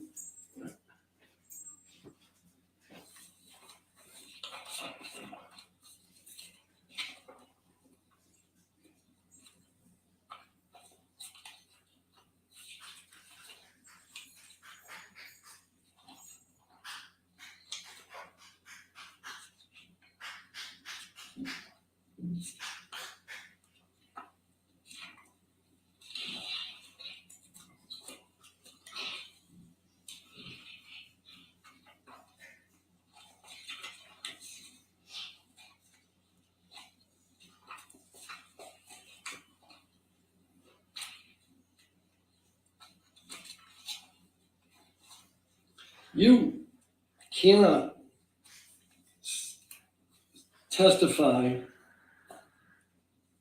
that Johnny Depp was not abused, can you? I can testify that he had physical acts of violence perpetrated on him as well as psychological aggressive acts perpetrated upon him. No further questions. All right, redirect.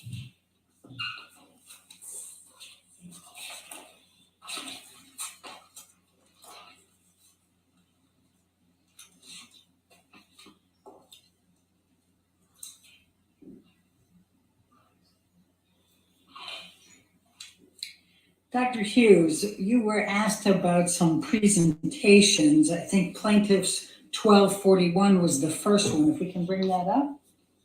Tom, would you want me out to that? 1241?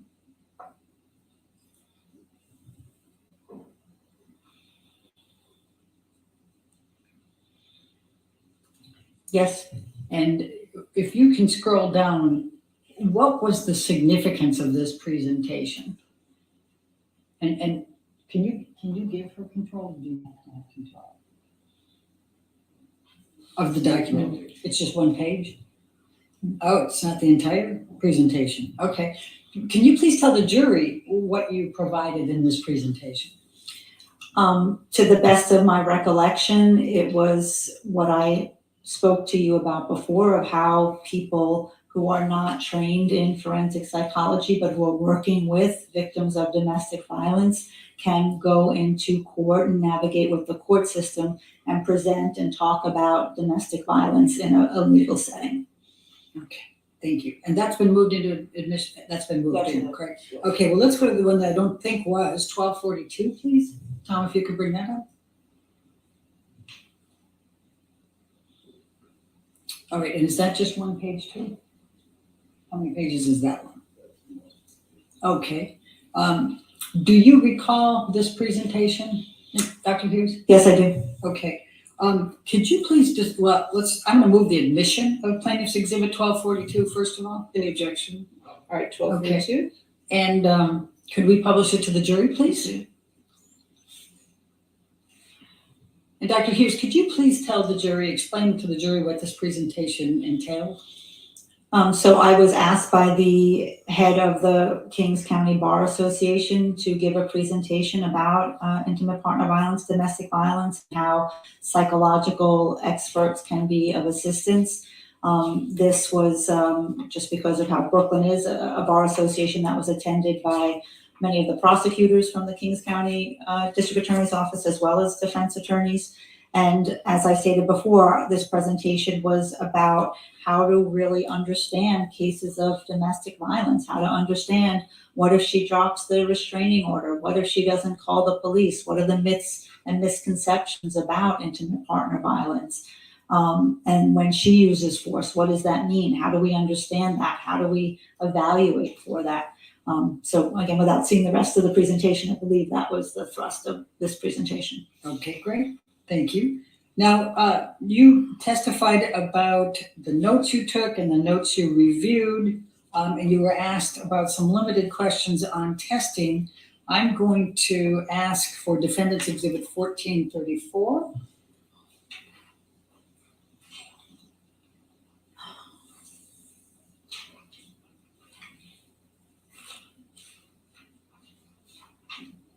You're gonna do that when you No. Okay.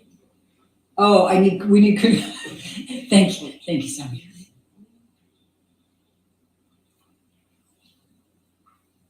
But you were doing a fine job, Tom. I didn't mean to take it away from you. Thank you, Michelle. Dr. Hughes, is this your CV? Yes, it is. All right, I'm gonna move the admission of defendants 1434.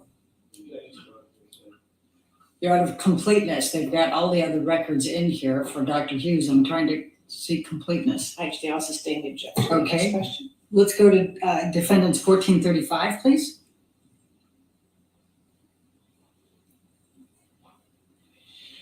Now, Dr. Hughes, you've testified about the different testings that you administered, and this is one of the ones that I believe you testified to earlier, correct? That's correct. And this is the DSM-5? This is the clinician administered PTSD scale for the DSM-5. Okay. I'm going to move the admission of 1435. Any objection?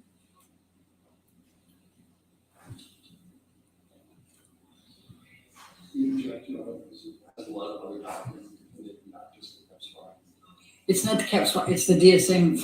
Yes. But she administered all these tests, Your Honor, and they can, for completeness of record, they can't put in partials and then not have the rest of it. Well, there was no objection to when they put theirs in. Now the objection to you putting. That's your I would say fault. Rule of completeness, Your Honor, Virginia Rule 2:106. That they can't just put a partial in and then not have the completeness of the testing in the documents. Why didn't you object? Their test in, now you want to put more tests in, correct? Correct. But that's not a completeness argument then, that's just a different test. Well, But what's the objection though, that there's, Tuesday. okay, all right, I'll sustain the objection. Thanks. all right, well, then we'll go for the other ones. You did the TSI. Well, before we go on to the others, let's talk about, could you please tell the jury what you administered in this DSM-5 and why this is significant? Sustain. Can you tell us why the DSM-5 is significant that you administered? So the DSM-5 is the Diagnostic and Statistical Manual for Psychiatric Disorders. It's published by the American Psychiatric Association. That's where it has all the criteria and all the information for our major mental disorders like major depressive disorder or panic disorder or PTSD. What the CAPS is, the clinician administered PTSD scale, is it follows all of that criteria that's in the DSM-5 so that you can make a very accurate diagnosis. And what, if any, diagnosis did you make as a result of this DSM-5? So not only on this, this instrument can stand alone where she meets PTSD criteria just by virtue of this instrument, pardon me, but also the other testing that I gave where she had elevated scales on PTSD measures which correspond with the DSM-5 symptoms of PTSD. So there were multiple measures that are consistent across time that she meets criteria for PTSD. Thank you, Dr. Hughes. Now, you were also given 1 page of the scoring on the TSI 2 and 1 page with respect to the PAI. Do you recall seeing that? It wasn't the scoring, they were the critical items on those respective tests. Okay, well, I'm going to ask to bring up Defendant's Exhibit 1858.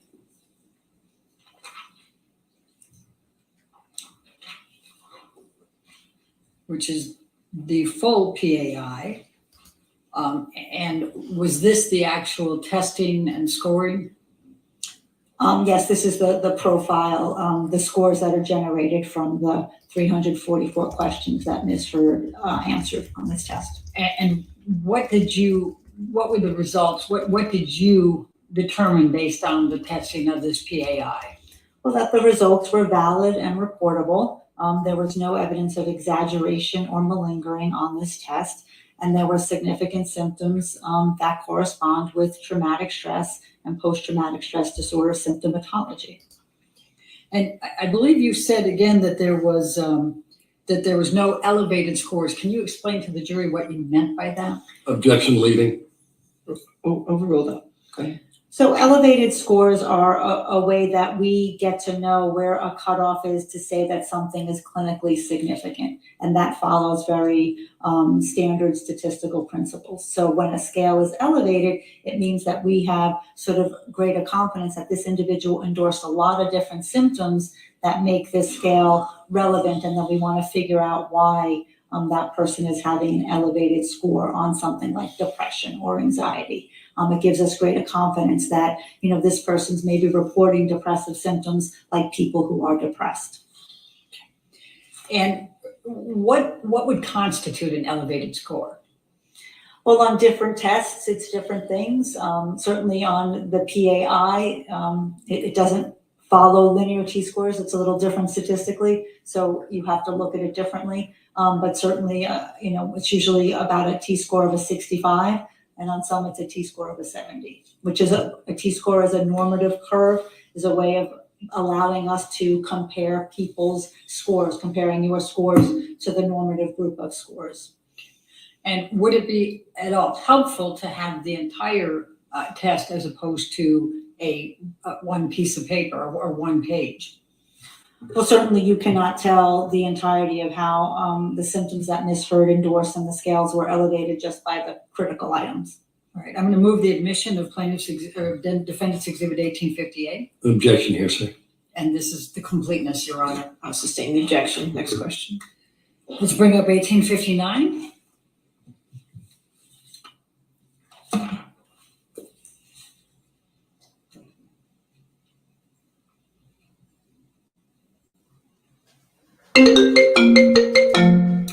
And this is, you were shown one page from the TSI-2, the Trauma Symptom Inventory 2. Do you recall that? Correct.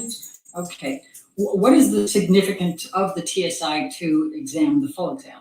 The Trauma Symptom Inventory is a test of common symptoms of post-traumatic stress disorder and related traumatic symptomatology.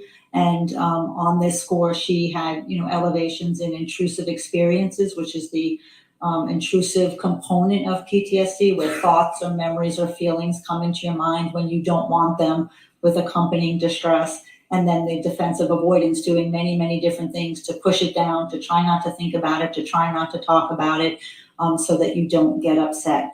And she also scored high on a scale of relational avoidance, having difficulty feeling close in relations and relationships, not only intimate relationships, but friendships as well. And that's a related trauma symptom that individuals have after having sustained an interpersonal trauma like domestic violence. And would it be helpful to have the full exam as opposed to one page out of it? As with anything, seeing an entire profile gives one more information.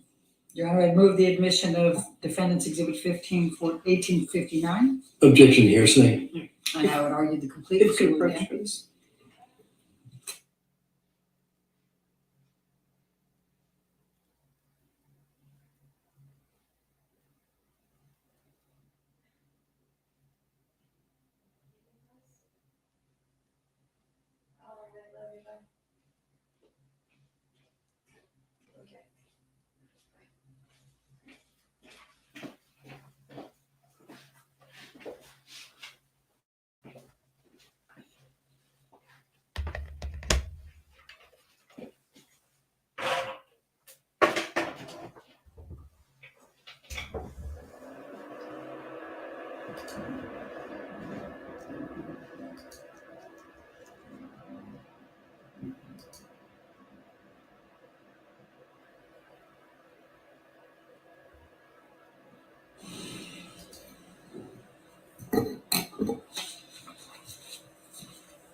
Now, Dr. Hughes, you were asked you were shown a couple of finger pictures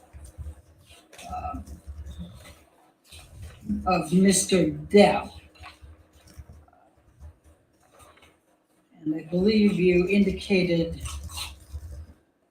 those were shown to you, and I think you were asked if these were severe injuries, correct? Correct. All right. Did you have any understanding of the cause of those injuries by Mr. Depp? I do understand that there's competing accounts of what happened, for All sure. right. Let's bring up Defendant's Exhibits 373.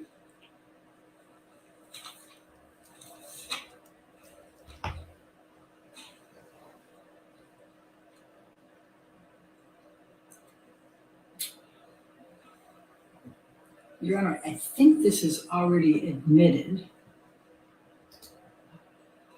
I don't see it, and Jamie doesn't have it, so 373, I can mark it, but it's not admitted yet. I think there was Unless a it's- version of that. If I may, I don't know that. Your Honor, I can just tell you that 373 has not been admitted into evidence. Your Honor, it's not redacted, and I don't believe it's been admitted. The part I'm trying to admit is in another exhibit, so let's go in a different way. We'll take that one down. Let's go with 398. 398 redacted is in evidence. That might be the one.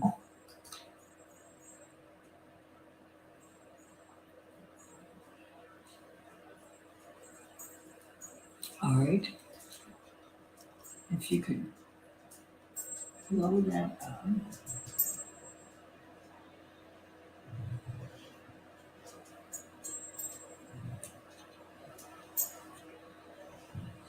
I think we're looking for, if you could move that up, Michelle. There we go. You can blow that one.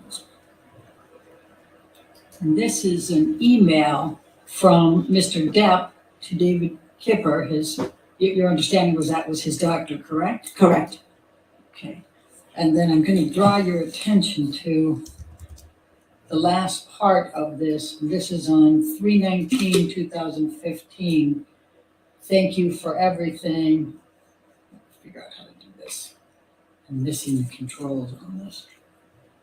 Thank you for everything. I've chopped off my left middle finger as a reminder that I should thank you, Your Honor, that I should never cut off my finger again. Do you see that? Yes, I do.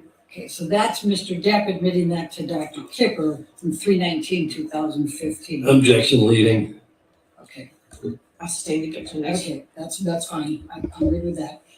Let's go to Defendant's Exhibit 499.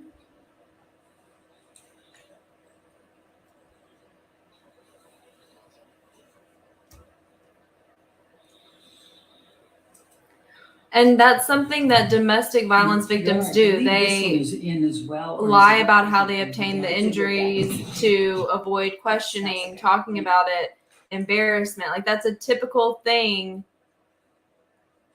And It if I doesn't could shock draw me your that he lied about attention, how this is he a hurt himself. Text message from Mr. Depp to Erin Filati, we talked about her earlier, on 10/31/2015. And it says, this is the second time he's held off giving me my meds by blackmailing me into seeing him. The first time I had just chopped my finger off. Do you recall seeing that as part of the documents that you reviewed? I believe I did. Okay, thank you. We can take that down. Now, you were also asked to listen to an audio tape, and it's plaintiff's 343. I'm going to, and you recall listening to that audio tape at some point as part of your review? Yes, I do. Okay, I'm going to now pull up that same audio tape from the same date, and I believe that's June 2016. And if we could go to, we're going to have a few different ones, so hold in there with us. We're going to start with 2 minutes 40 seconds 00, going to 2 minutes 40 seconds and 21.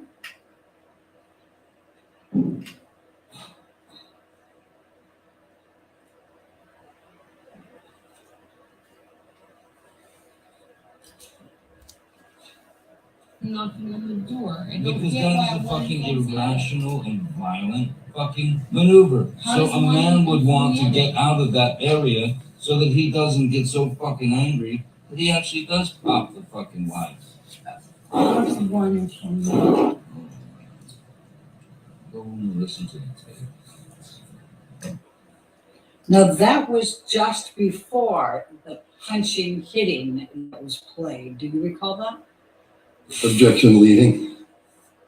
Well, the tape recording that you listened to was at 2:46:01 to 2:47:20, and that was 2:40 through 2:40:21. Correct? I understand. yes. Objection leading. Okay. Now let's go to after. Overruled, go ahead. Thank you.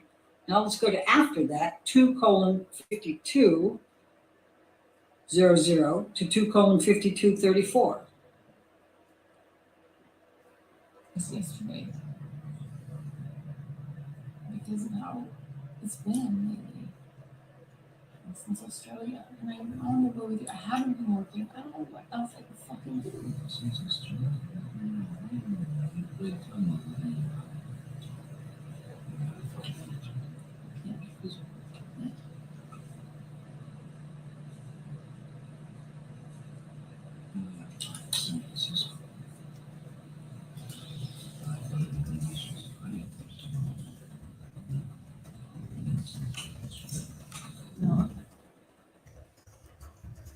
And then let's go to 3:20:00 to 3:21:37.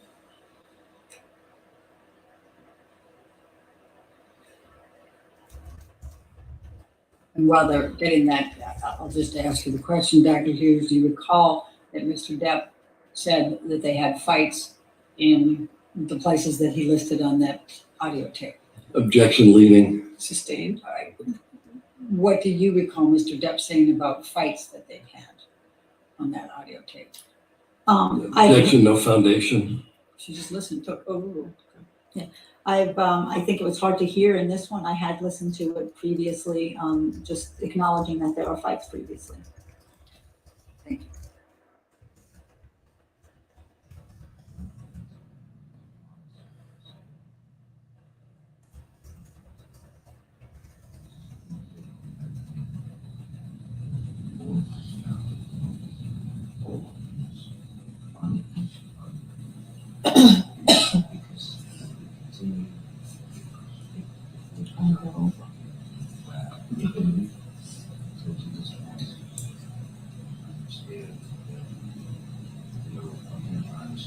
No.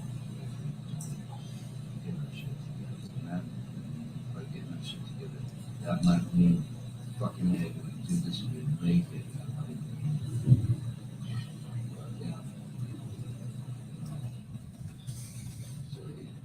I've tried, done it. You've got to get our shit together as individuals. Because I love you. I do not want to.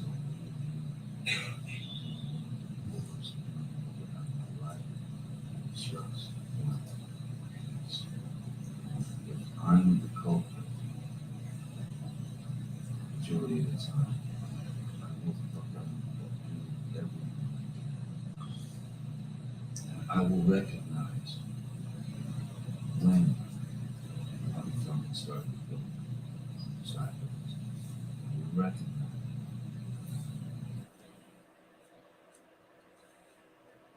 Do you recall listening to that part of the tape, the audio tape? Yes, I do. And what do you recall from that portion?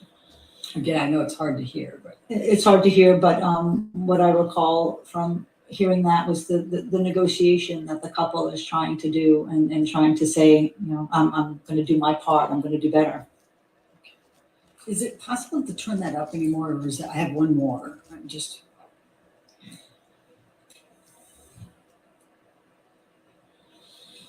Thank you, Jamie. Okay, my last one is 3:26:20 to 3:29:50. Your Honor, can we approach Okay, yes, sir.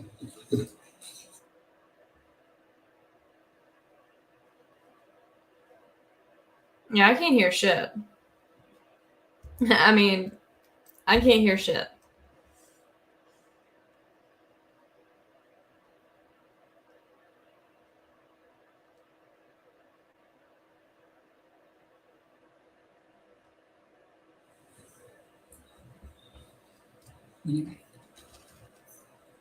What are we going to do different in the moment when you're mad and you go fuck it and you decide all bets are off?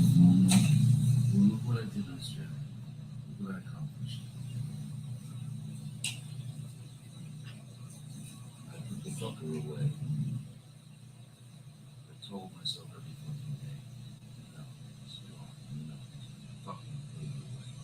Put it away. I owe this, the things that I feel that fuck you over or make you feel shitty or anything like that. I fucking, when we're in the moment, I remember it. I remember what it is. I remember it. And I try to bring it down notches. Many notches. I'll try. If we're heightened, say, look, I don't want you to feel this. I don't want to feel this. I need to know what we need to do different. I need to It's know, gotta be done in your mind. what do we do different if I have a problem? You need to tell me how to tell you different if I'm hurting you. You need to let me be able to be mad. Sometimes you're gonna make me mad. I'm a human. I cannot live where it's like, Well, then it's the same thing goes for me then. You're gonna have to allow me to get mad. yes, exactly. If I do But something get that mad makes you and you mad, start fucking yelling. I don't have to start yelling. I think I start yelling once it gets fucking heightened. I've gotten a lot better about that. It's just I only start yelling when it's fucking hour 11 and we're really in it.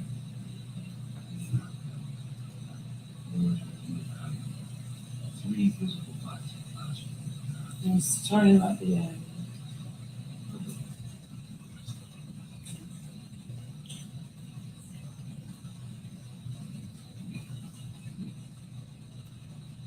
You witnessed it. You're the one who brought it up. Australia was fucking great. You started. Let's go back there. Let's go back there. All right. Go back there. No, on your Is list. the monster gone? Did you put him away? It's been so, when you get on that train, you get angry, you stay on it for so long, and you won't come down, you won't talk to the person That's that not- is you. That's not always. It doesn't have to always be the monster, but what is it? Can you put that away? Can you remember the bigger picture? You don't want to spend your life. I've asked you this so many times in place. You want to spend your time like this. No, you don't. But I asked you because this is something you're choosing. I'm saying to you, olive branch. And you don't take my olive branches. You made me feel humiliated for offering them. You asked me to stay in Australia. I stayed, and then you walked out on me all the time. You've got to take some olive branches from me. You've got to offer them too. You've got to be bigger than what you feel at that moment. And so do I. So do I. But if I call you on it, will you hear it? You call me out on it if I'm doing it.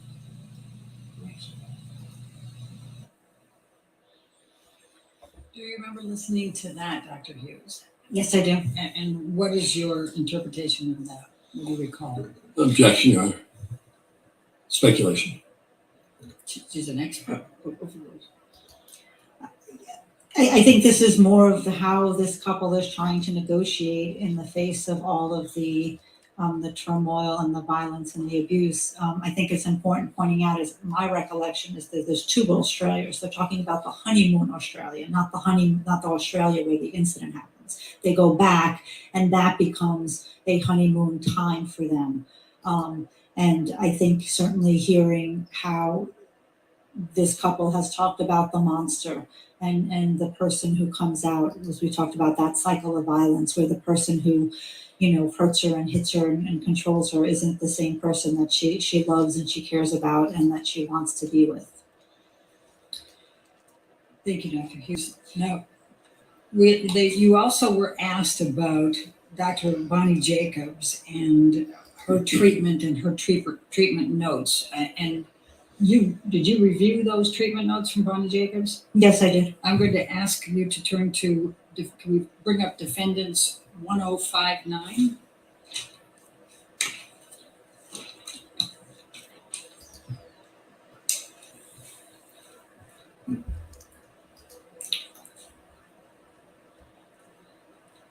And do you recognize this document? Yes. And what is it? This looks like the first of Dr. Bonnie Jacobs' treatment notes starting in October 17th, 2011. Okay. And do you recall whether Ms. Heard was already in a relationship with Mr. Depp at that time? Yes, she was. Okay. And you testified quite extensively yesterday about Bonnie Jacobs' notes and entries there. Were those reflected in these notes? These were the notes that Objection, leading, Your Honor. I can ask it differently. And what, if any, of those citations that you gave to the jury were in these notes? Objection, compound. Overruled. These were the notes that I was referring to yesterday. And what was the significance of these notes to you? You were asked again about them on cross. I found the treatment notes very significant because they had contemporaneous reports of what Miss Heard was going through, not only what she was reporting in her relationship with Mr. Depp, but her accompanying symptomatology. What the notes revealed was there's a significant amount. Well, we see it unfold in time. We see where the violence starts and we see how it unfolds. We see at least 3 indications of sexual assaults. We see constant pleadings and upset about his substance abuse and trying to find ways to get him help. And she joins Al-Anon to get herself help as a family member of someone who struggles with substance abuse. We see how she's reporting a lot of controlling behavior and obsessive behavior. We see that there's 2 instances where the police were going to be called in her apartment in Orange. Because of the fighting at that time. Once they actually were called and once they weren't, from what I could amass from the notes. So what it does is it really shows how this relationship is unfolding over time and actually getting worse. And then you indicated that Amber Heard moved from Bonnie Jacobs to Dr. Cohen, and that was in 2014. Is that correct? Correct. Okay. And what is your understanding of the relationship between Dr. Cohen and Dr. Kipper? They were professional colleagues and they were friends. And it's understanding why Miss Heard left the relationship with Bonnie Jacobs. It became a tumultuous relationship for her there because she was doing a lot to protect Johnny, and Bonnie Jacobs had concerns. Objection, Your Honor. What's the objection? No foundation. I established the foundation. She reviewed the notes and she interviewed Bonnie Jacobs. I'll overrule the foundation objection. Go ahead. Objection, non-responsive. Overrule non-responsive. Please continue, Dr. Hughes. The reason that Ms. Heard left her treatment with Bonnie Jacobs was, one, that Mr. Depp continued to denigrate that relationship or therapeutic relationship. But number 2, really more importantly, is that she wanted to protect Mr. Depp because she didn't want Dr. Jacobs had some concerns about perhaps his substance using in front of his children and that she would be a mandated reporter. So Ms. Heard did not want to do anything and talk more about what was going on with Mr. Depp with her therapist for fear that something might happen. So she left that treatment really to protect Mr. Depp. Yeah, I'd like to move the admission of Defendant's Exhibit 1059, the treatment notes. Objection to hearsay, Your Honor. This is what we dealt with yesterday. Your Honor, I think that for completeness here, he's relied upon these and they reflect the present sense impressions. I'll sustain the objection to hearsay. All right. Let's go to Defendant's Exhibit 1057, please.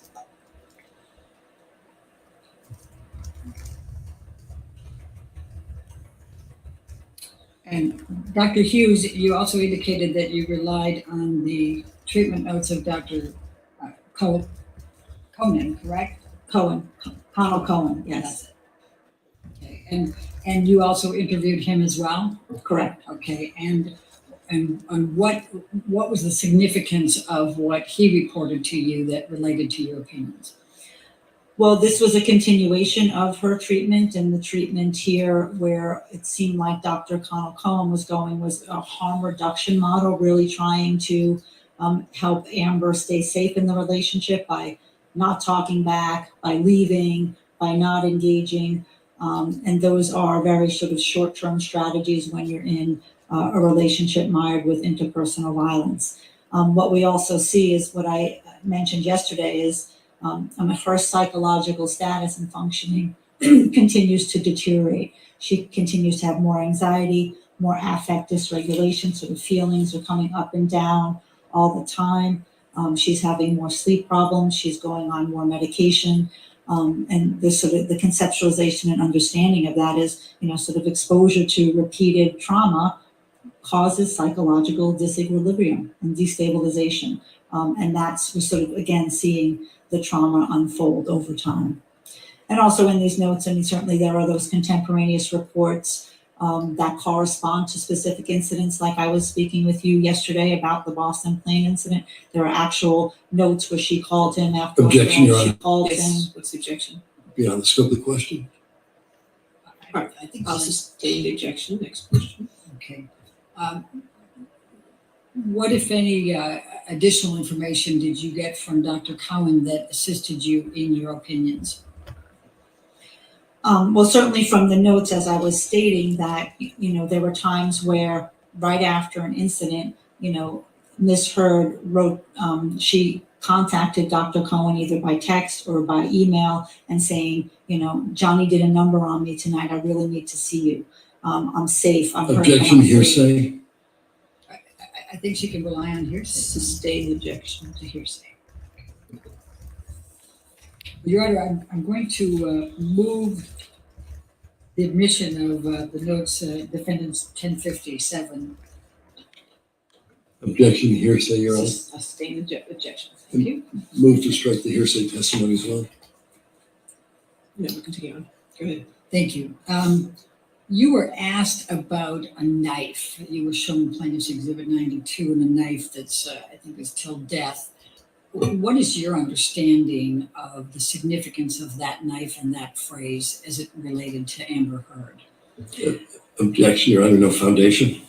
He showed it in cross-examination. I'm able to ask about it and what her understanding was. He cut her off when she was trying to talk. I'm just letting her go back in. Her understanding of a knife? Let's pull up plaintiff's 92. Tom, can I get you to do that, please? I mean,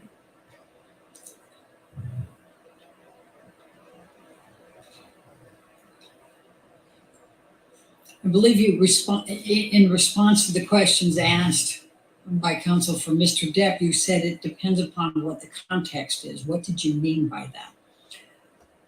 Well, first I believe that this is the knife that has a turquoise end. And this was a time when Mr. Depp was filming The Lone Ranger and he was in a turquoise phase. And she purchased him that because she thought it would be a kind gift. The phraseology is that Mr. Depp told her the only way out of this relationship is death. And Objection, hearsay. yeah, absolutely. The fuck? I don't understand the objection. I think she was entitled to be able to speak to that. Yeah, it's Mr. Depp's statement. Party opponent admission. The objection. Thank you. Okay. Well, damn.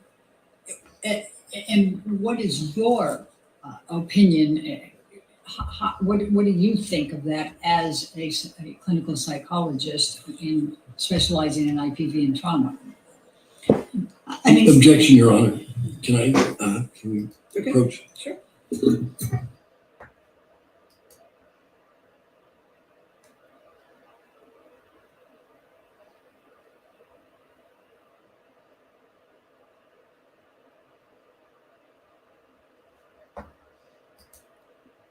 Allegedly, supposedly, he said the only way out of this marriage is death, you know, because the vows say till death do us part.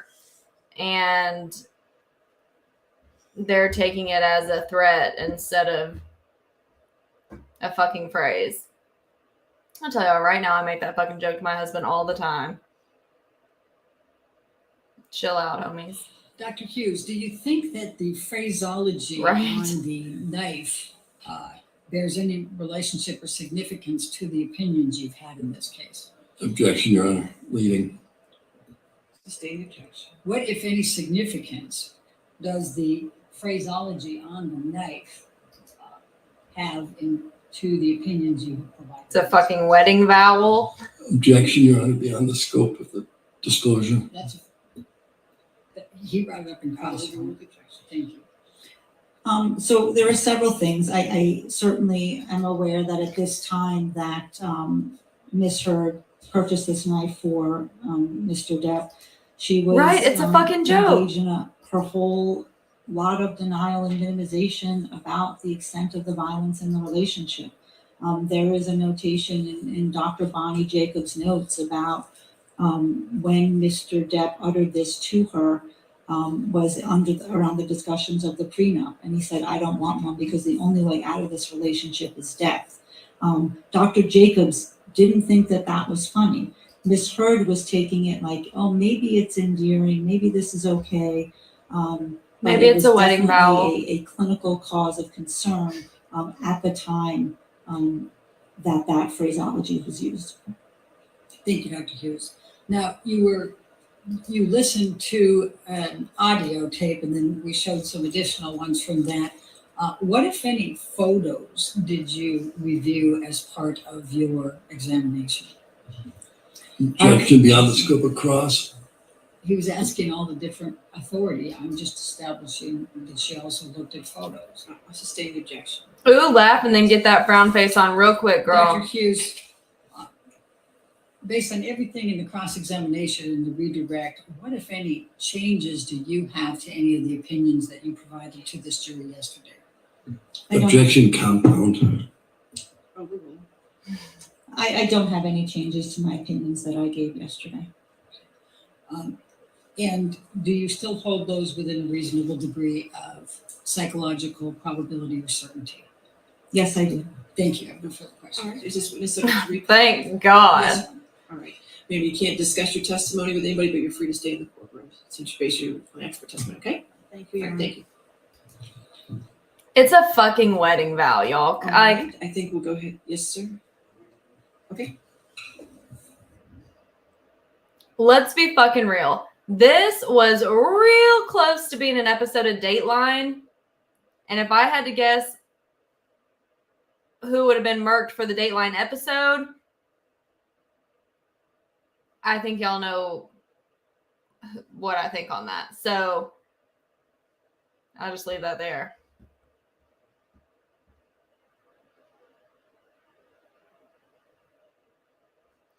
She was accepted as an expert. Lord, I hope so, y'all. I'm sitting here with my little bowl of Cheerios trying to eat as quietly as possible.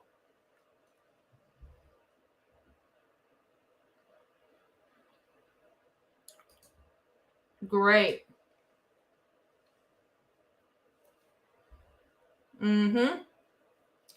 This is a great comment. That's a good ass fucking comment. Absolutely.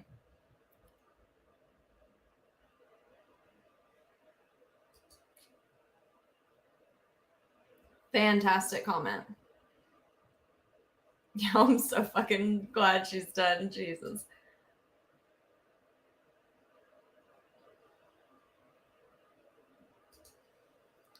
It's the facial expressions for me. Like, she laughs or makes some like annoyed face and immediately is like, oop, let me check myself. All right, Judy. Okay, let's go ahead and take our lunch break now. Just do not do any outside research and Love you, don't Penny. talk to anybody about Love the ya. case, okay? We'll see you back here too, okay? Okay, let's have a quick sidebar, a quick team huddle And then we'll break for lunch.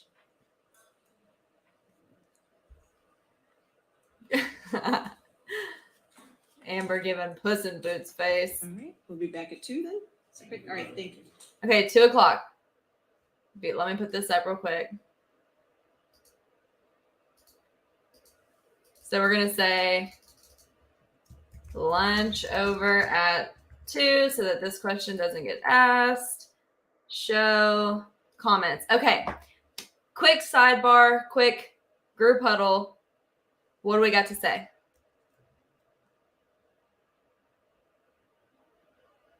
Okay, y'all, I didn't hear jack shit. Now, granted, I will not lie. My hearing is not fantastic. Neither is my sense of smell. I mean, I can hear a vibration, like everything wakes me up. Like as far as like I have no fucking clue what happened there. I heard something along the lines of him whispering. I should have taken notes of what I could make out. I think I actually have a copy of the audio saved on here, and I'll look at it over lunch. There wasn't that much to hear. They should have maybe done a demonstrative aid. Now, if y'all remember, a demonstrative aid is not evidence, but it is something that can be used to better explain something to the jury. So if I wish that they would have done a demonstrative aid, typing up what the audio said. They did that during Duggar.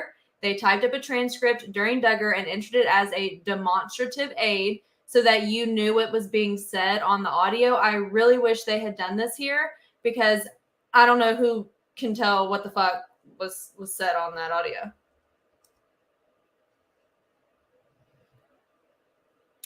Great point with the knife. She did give it to him and she did engrave it on there.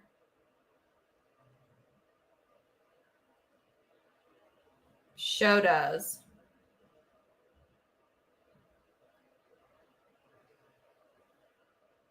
It is preposterous. Fucking ridiculous. It's ridiculous.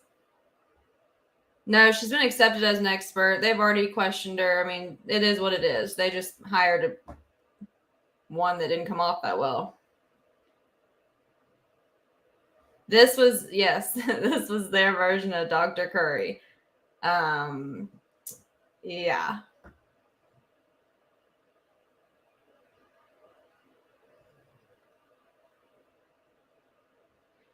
To me, it did sound like she was gaslighting him. Now, again, she knew they were being recorded. He did not.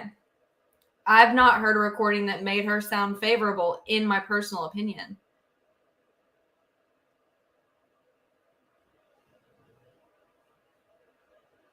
Also, like this.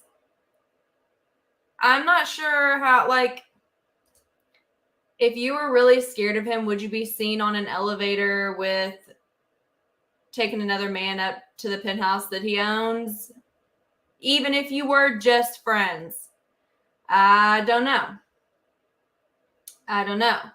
And also, who broke the protective order or the TRO, temporary restraining order? It wasn't Johnny. I mean, context matters, folks.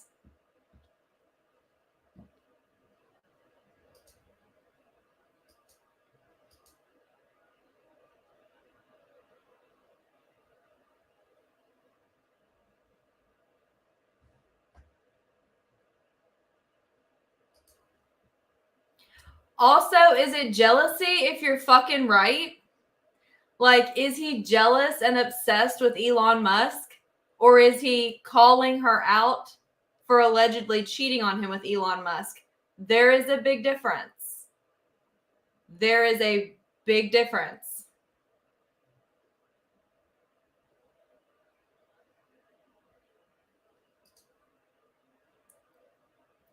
It's funny to me too. And of course, I get it because they're in a courtroom and like they got to do what they got to do.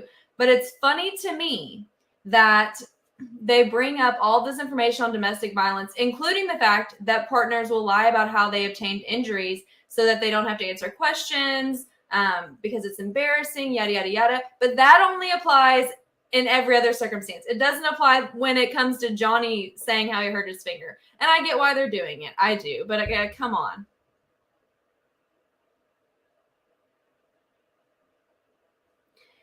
Yeah. And there's also images that I posted of her and Elon Musk cuddling in the elevator. And again, context matters, right? Like, maybe they were just friends, but they are a little snuggly on the elevator, which negates that option. So, you know. So, I do not know Virginia law. Here's what I can tell you. In the state of Arkansas, if you are party to the conversation, you can record it and you do not have to have the other person's consent. If you are party to the conversation, or if shit's going down in a public place, then you can record it. I do not know where all the audio took place or anything outside of what I know. But on top of that, whether it's one party or two party consent for recording, their therapist apparently advised them to record the arguments.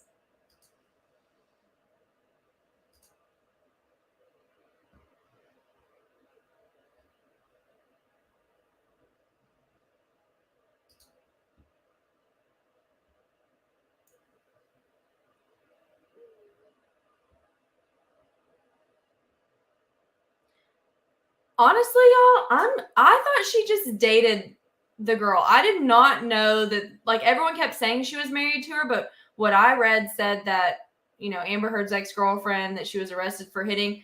I did not know they were really married.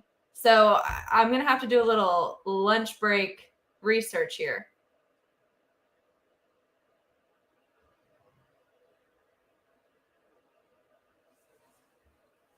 Trying to catch up on these comments.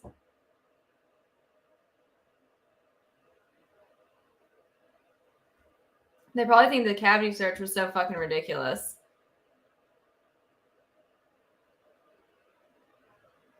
And, like, it was just a one-liner, too. He did a cavity search on her for drugs. Like, there was no context, no further details, never got brought up again. I mean, I'm not too worried about that.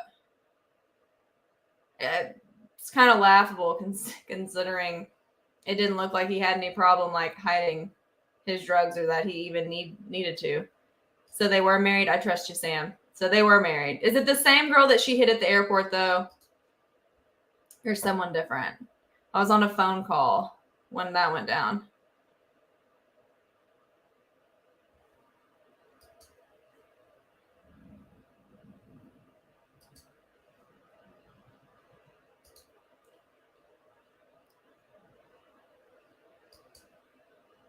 Ah, okay. Okay. Thank you. That makes sense.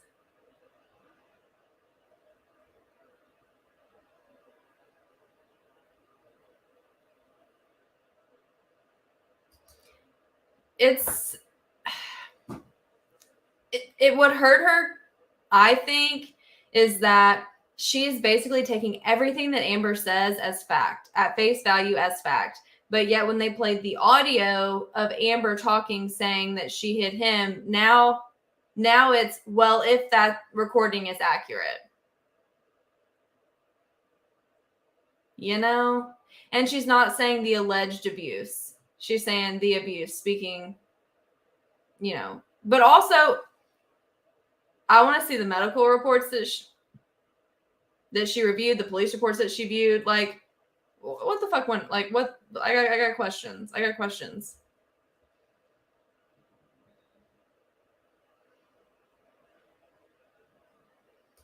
Yes, she came out and said it was just a misunderstanding.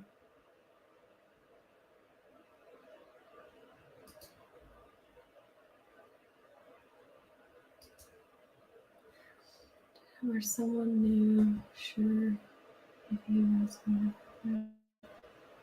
was okay, yes, I saw this. So look, it was her new PR guy, and I made a TikTok joking about this because they have gotten in trouble for passing notes during court before they got in trouble. I guess I can just switch to this one screen. They had already gotten in trouble before for passing notes. So I posted a video, which was just a funny video about them passing the note. But here's the thing. He is clearly past the partition, which is the wall that separates the gallery from legals, people actually participating in the trial. So court clearly wasn't in session. Therefore, it doesn't matter. Penny's not going to care. They weren't passing during court.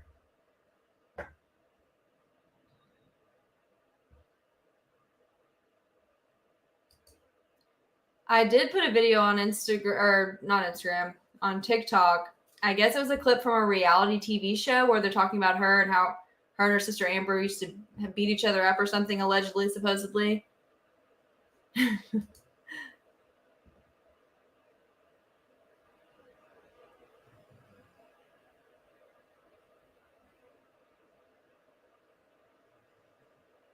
This is absolutely true. Oh shit, I did not know that it backfired like that. I knew that she said that the arresting officer was homophobic and that they were arrested.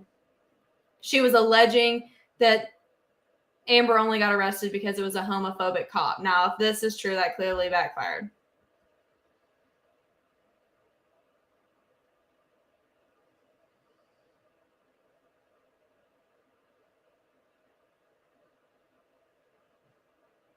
Any other questions before we break for lunch?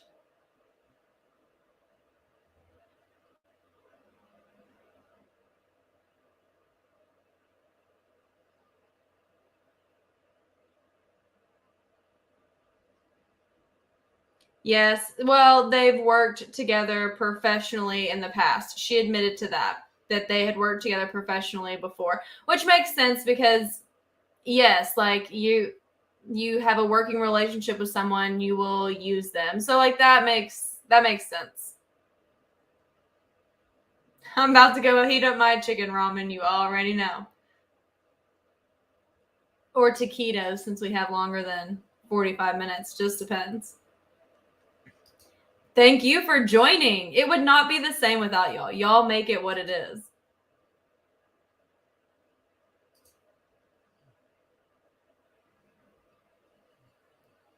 Amazing. That definitely backfired then. Hot damn.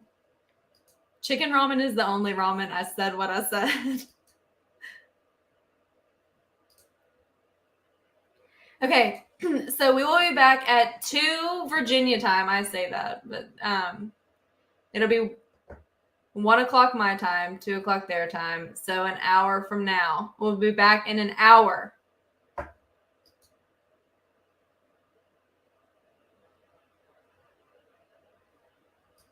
Hey, it's only fun because y'all are here. I'm telling you. It's a group effort.